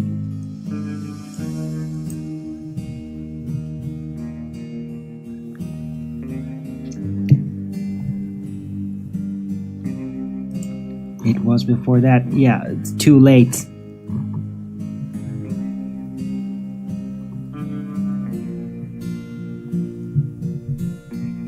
And I'm scrolling back and no, you didn't. You didn't say anything. Yeah, you saying not taking the bait, Linda, does not tell me, hey, this is a troll. The moment they post a link to a troll channel in the chat where you are present at, don't go twirling around it.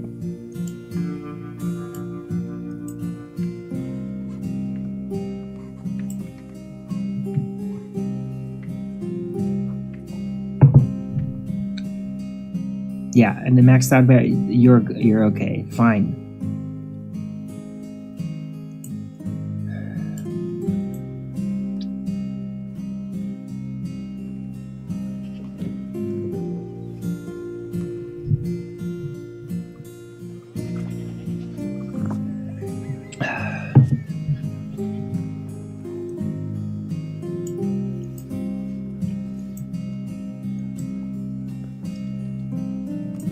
Right, anyhow, it's been a good show overall. Over 2 hours again. Hope everybody's enjoyed the show. Don't forget to Rogan's it up if you are. Or Rogan's it down again, or whatever the fuck you're gonna do. I don't care. Not really.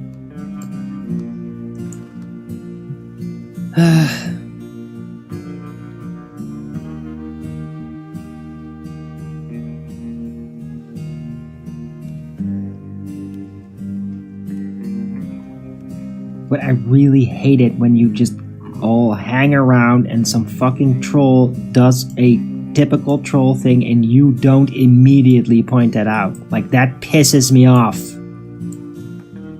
Like, if you're going to be in the chat chatting, then you have no excuse of not taking note of that. I have an excuse. I'm running the show. I'm trying to roll out thoughts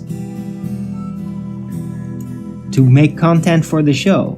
I have an excuse to be distracted.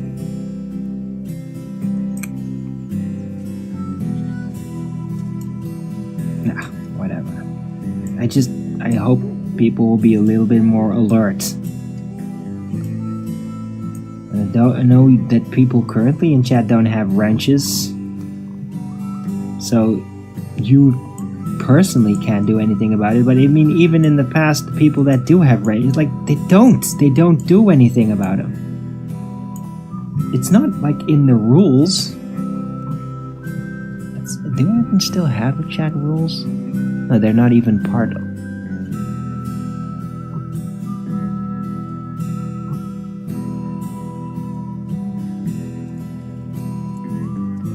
How can we warn you if I'm not watching the chat? I do watch the chat. It's just I don't take notice of things necessarily right away. But if you like directly address me, then I will notice that.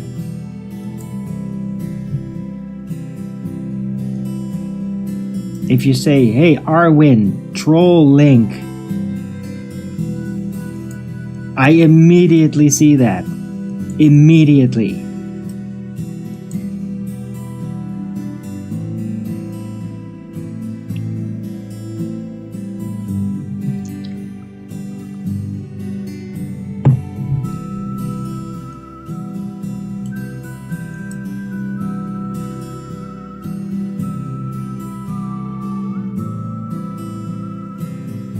Yeah, well, Jade, look, Jade, I don't even know why the fuck you hang around there ever. Why are you so goddamn concerned with the fucking trolls? Why would you know of them? Anything about them? Why? Like, all you need to do is just point out when it is proven to be a troll. And then immediately point it out. That's the only thing you need to do. I don't need to have fucking heads up of who is gonna be part of their fucking troll gang. I don't care. I just need them to be immediately routed the second they reveal what they are. That's all. I don't need heads up. I don't even want you to hang around there. Why the fuck are you hanging around these degenerate fucking trolls? In order to know who they are. Why? Why would you do that to yourself?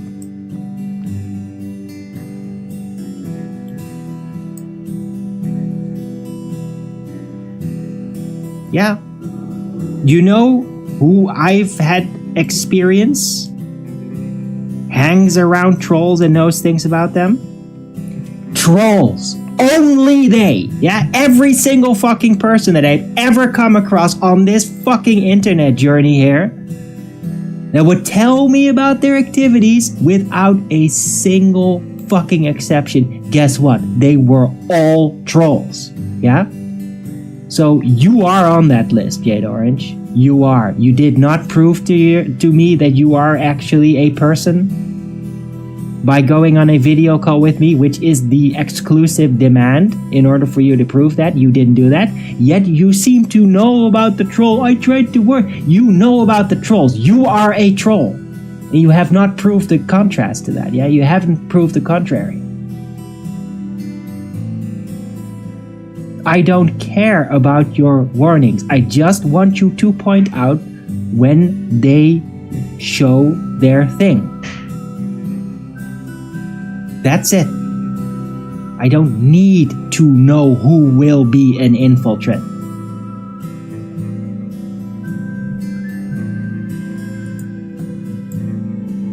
In fact, I don't want you to know anything about them. Ever.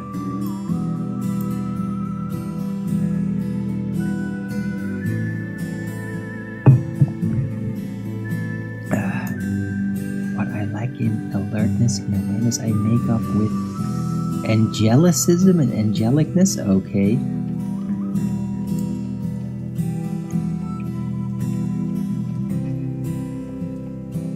That's a warning. What is a warning?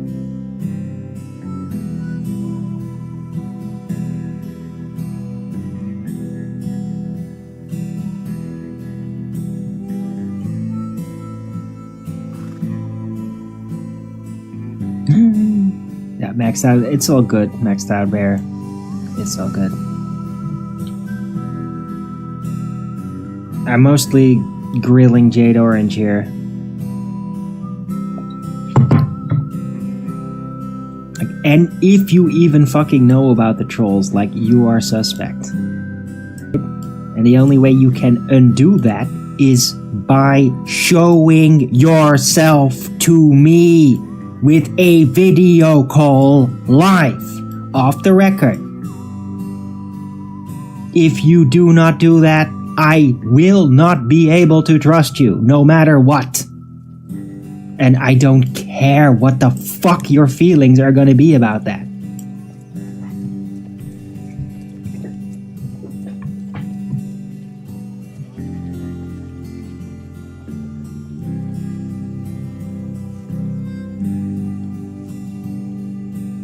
Pointing out, I don't want them to be pointed out. I don't want heads up. I don't want to hear, oh, he's actually the person that hangs around the troll forum. I don't want you to have any knowledge of the fucking troll forum. Yeah? If you have knowledge of the fucking troll forum, that means you hang around that, which means you are going to fucking turn out to be a troll. Yeah? Zero exceptions. Not a single individual that has ever done that did not turn out to be a troll. Yeah? No exceptions. It's never happened. I don't need warnings about individuals. I just need you to point out when they are doing a troll thing. When they're posting a link to one of their fucking shitty streams. That is all I need. What do you want? Yeah, I just told you.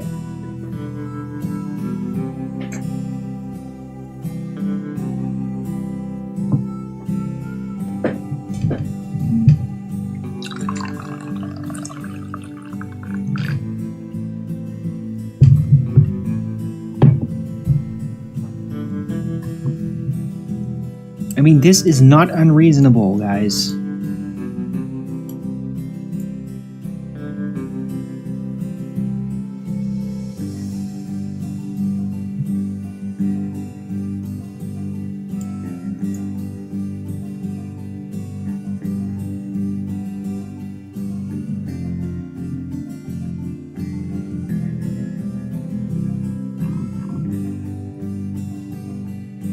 don't watch the troll streams. Why would I? Yeah, exactly, Watersboy. That's exactly the point. Why would you, other than because you're actually a troll? You're just pretending to be a nice person to get close to me so you could later like stab me in the back and just join up with the rest of the shitty troll gang until you get bored and then go away. Yeah? It's happened tons and tons of time in the last decade. Yeah? I'm not gonna fall for that shit anymore.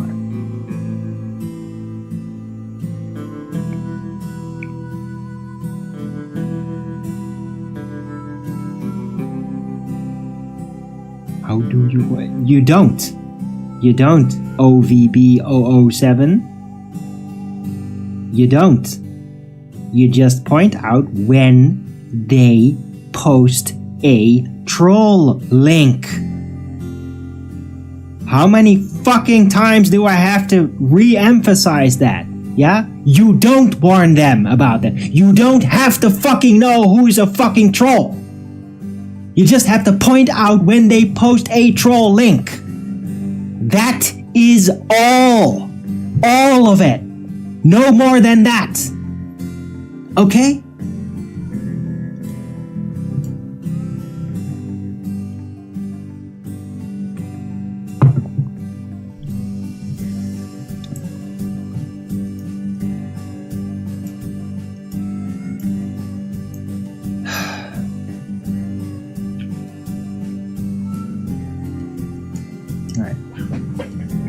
I'm gonna take another smoke.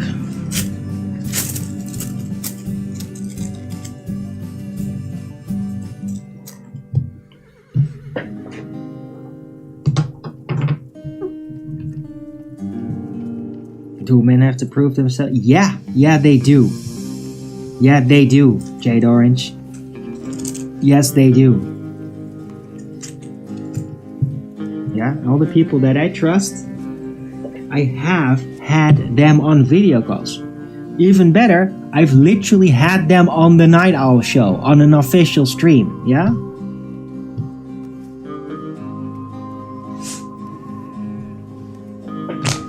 This is about identification.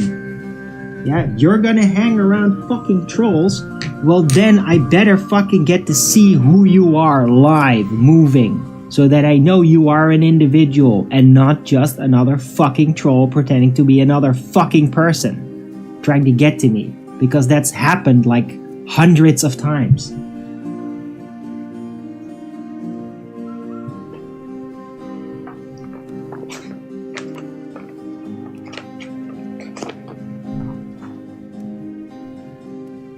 Stop being rude. Shut the fuck up. Get the fuck out of here. The hell do you think you are talking to me like that?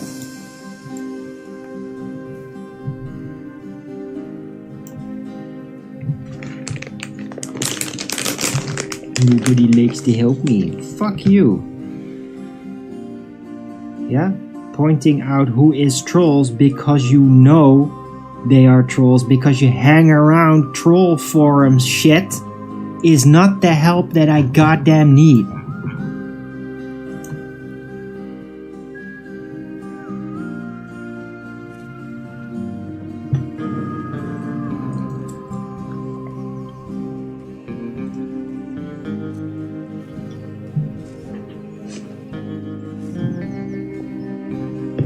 Why you keep an eye on it? That's cool. I don't trust you. Jade Orange, you get it? I do not trust you. I can't see who you are. Moving live video screen. Then I can't trust you. I don't fucking care what you think about it. Yeah?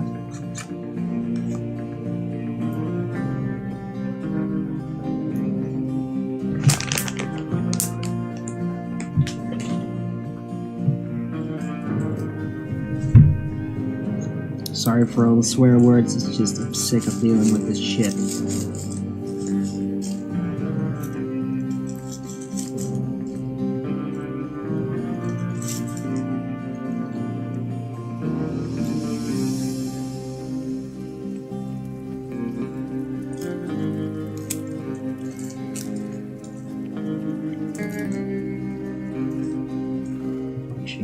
Okay, Borders Boy, you do that.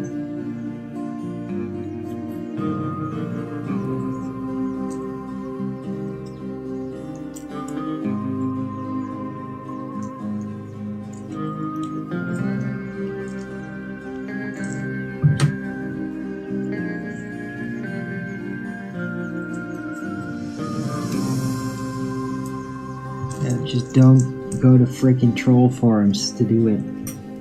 That's all. Alright, I'm gonna take another 2-minute break and I'll be right back. Just in case some fucking troll pops up. Chat's off screen! I'll be right back.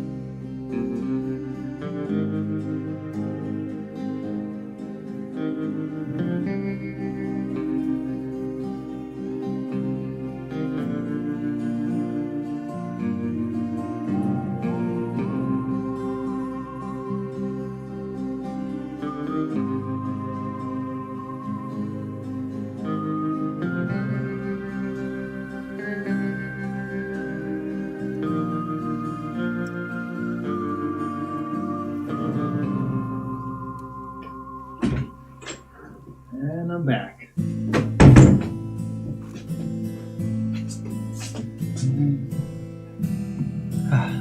Okay. Chat's back. You're trying to get me okay. I don't fucking care, Jade. I don't fucking care. Yeah? You hang around trolls. I don't fucking care what your complaints are. It's all horse shit to me, yeah? I mean, as far as I'm concerned, you're them versus us pretending to be another lady to get close to me, yeah? That's what you are at this point. Yeah? Literally. I'm not buying it, yeah? You want that to change? Video call. I don't fucking care if you have any objections to that. Yeah, I'm not going to use it for anything. We're not going to record anything.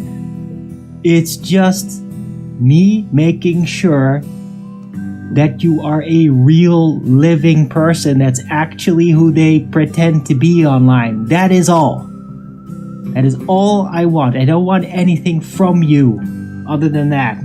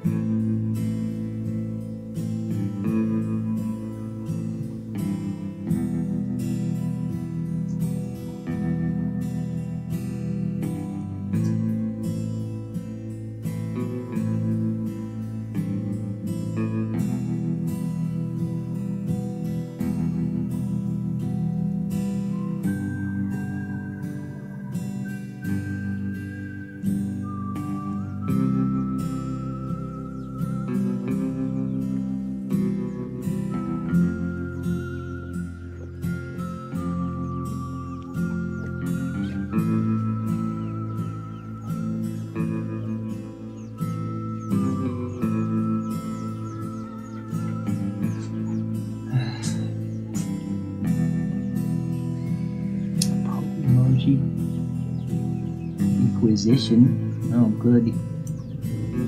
Well, the actual Pope is kind of dying. Yeah. Jade Orange, if you're gonna be complaining and whiny, then I will fucking kick you, yeah? The other people in my chat don't hang around trolls.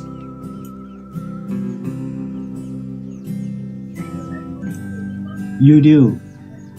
And that's why I don't trust you until you identify yourself.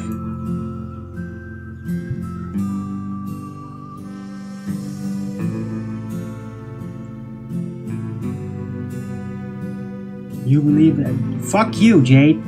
Fuck you. If you're gonna be like this, then I don't even want you here.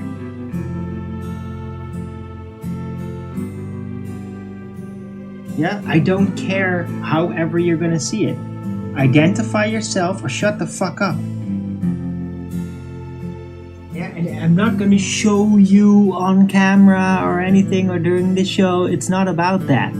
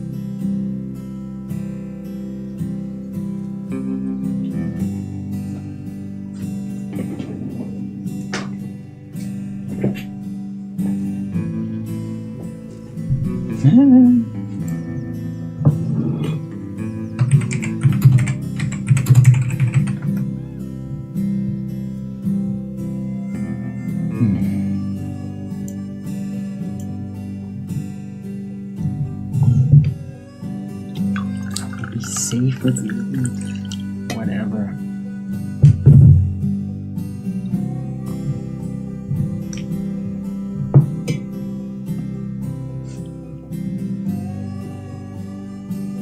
I don't know who the hell you are. Why you would know that, Tom.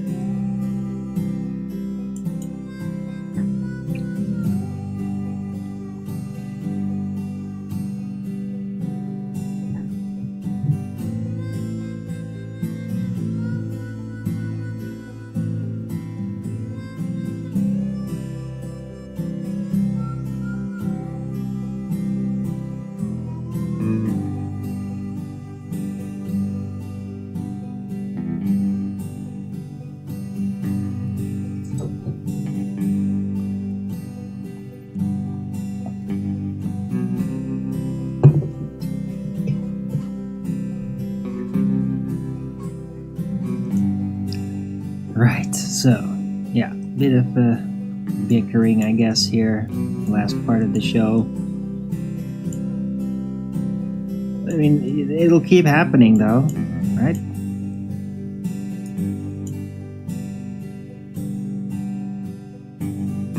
Yeah, and you can see however you like it. You can take up a victim position in all of it. You can say, they won. I don't listen to any of it. Including what anybody says about you. I don't fucking care. I don't care what anybody says. All I care about is you're a person, you admitted you hang around them. I need identification. And that's all there is to it.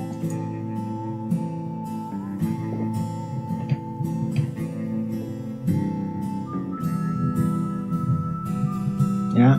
All the other people that I have not seen on video calls, well, guess what? They don't bring up trolls, they don't warn about trolls because they saw them anywhere. It doesn't matter then. Because they're just willing to be part of the show, partake in the subjects that I bring up. Or bring up their own subjects that I could delve into, right? It's all good. Because they don't bring up trolls. or try to warn me about them. I don't need any trying to warn them. I don't need any messages about. Just need identification.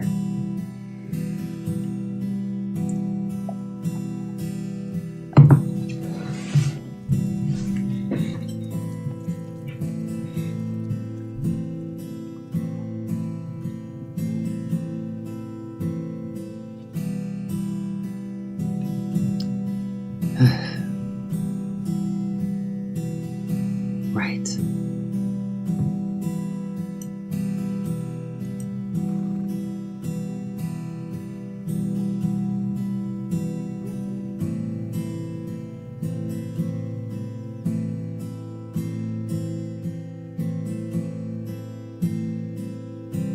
I think overall today's been very interesting. Subjects, spirit mechanics, it's always interesting.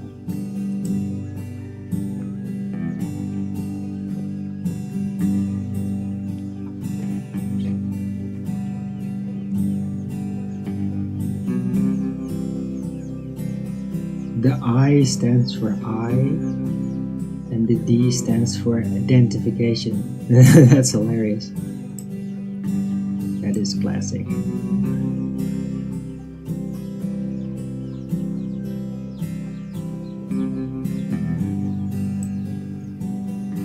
Yeah, classic Norm.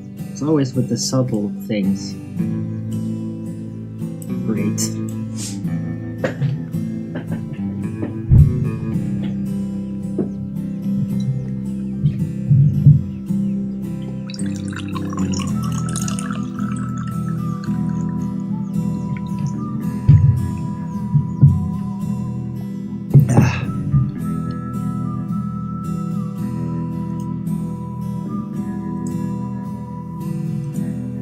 Right, so if you're also liking this show, and I mean, maybe you like the bickering, maybe not, probably not. I don't really like it.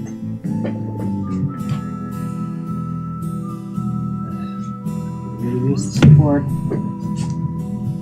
So please help out your local Arwin through PayPal, Patreon, and Gifts and Go.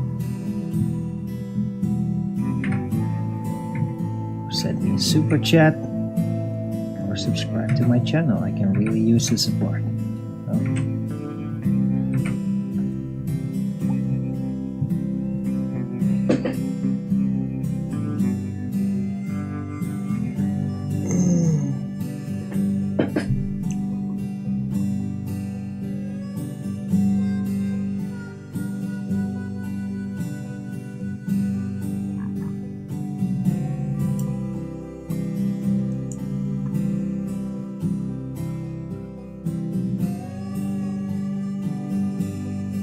Right.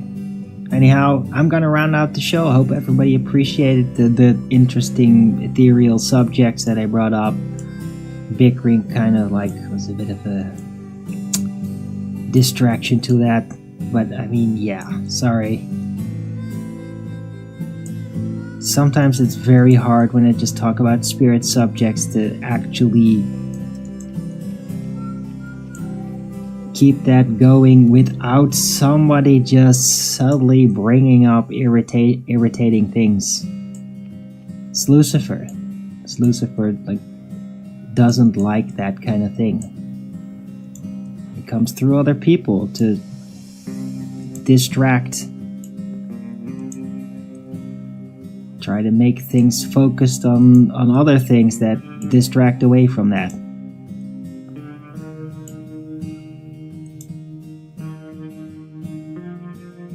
So this sort of thing then happens. Right, but it shouldn't take away from the overall message and the things that I described. That that's real. Those are real things, and like Rudolf Steiner based configuration, and it works. It is real, and it makes sense too, in a logical kind of way. Catch the wild. Willing. Yeah. Thanks, Gaining Wisdom, and thanks everybody else, Maxed Out Bear, and Borders Boy, and I mean Jade Orange too. I got a little hard on her, but I mean, it's just when you hang around trolls, I just can't trust you. It's like, I don't care what your reasoning is or your motivation. Like, you just can't. Unless you identify yourself. And that's just the way it is. Right. Anyhow, hope everybody enjoyed the show. Thanks everyone for coming. I hope you liked this show. If you did, don't forget to Rogan's it up. And if you haven't already, follow me here on Rumble and be here when I'm going live, which is normally 2 p.m. Amsterdam time every day. And please also do support me through the PayPal, Patreon, Gifts and Go. Links are in the description box below. Or send me a super chat over at the Rumble live chat. Or subscribe to my channel. Any support would be greatly appreciated. I can really use it. If you don't have it, that's okay. Just, if you do, then please help me out. It would be very much helpful and keep me going and hopefully prevent me getting cranky during this March gladness. Hungry does make me cranky. I'm not hungry right now, but I might be next week. Any support would be very helpful in trying to avoid that from happening. Right. Anyhow, I'll be back tomorrow with Flat Earth Early Bird number 2225 on a Saturday. Hope to see you all then. Everybody have a great rest of this Friday, and until the next video, keep it flat.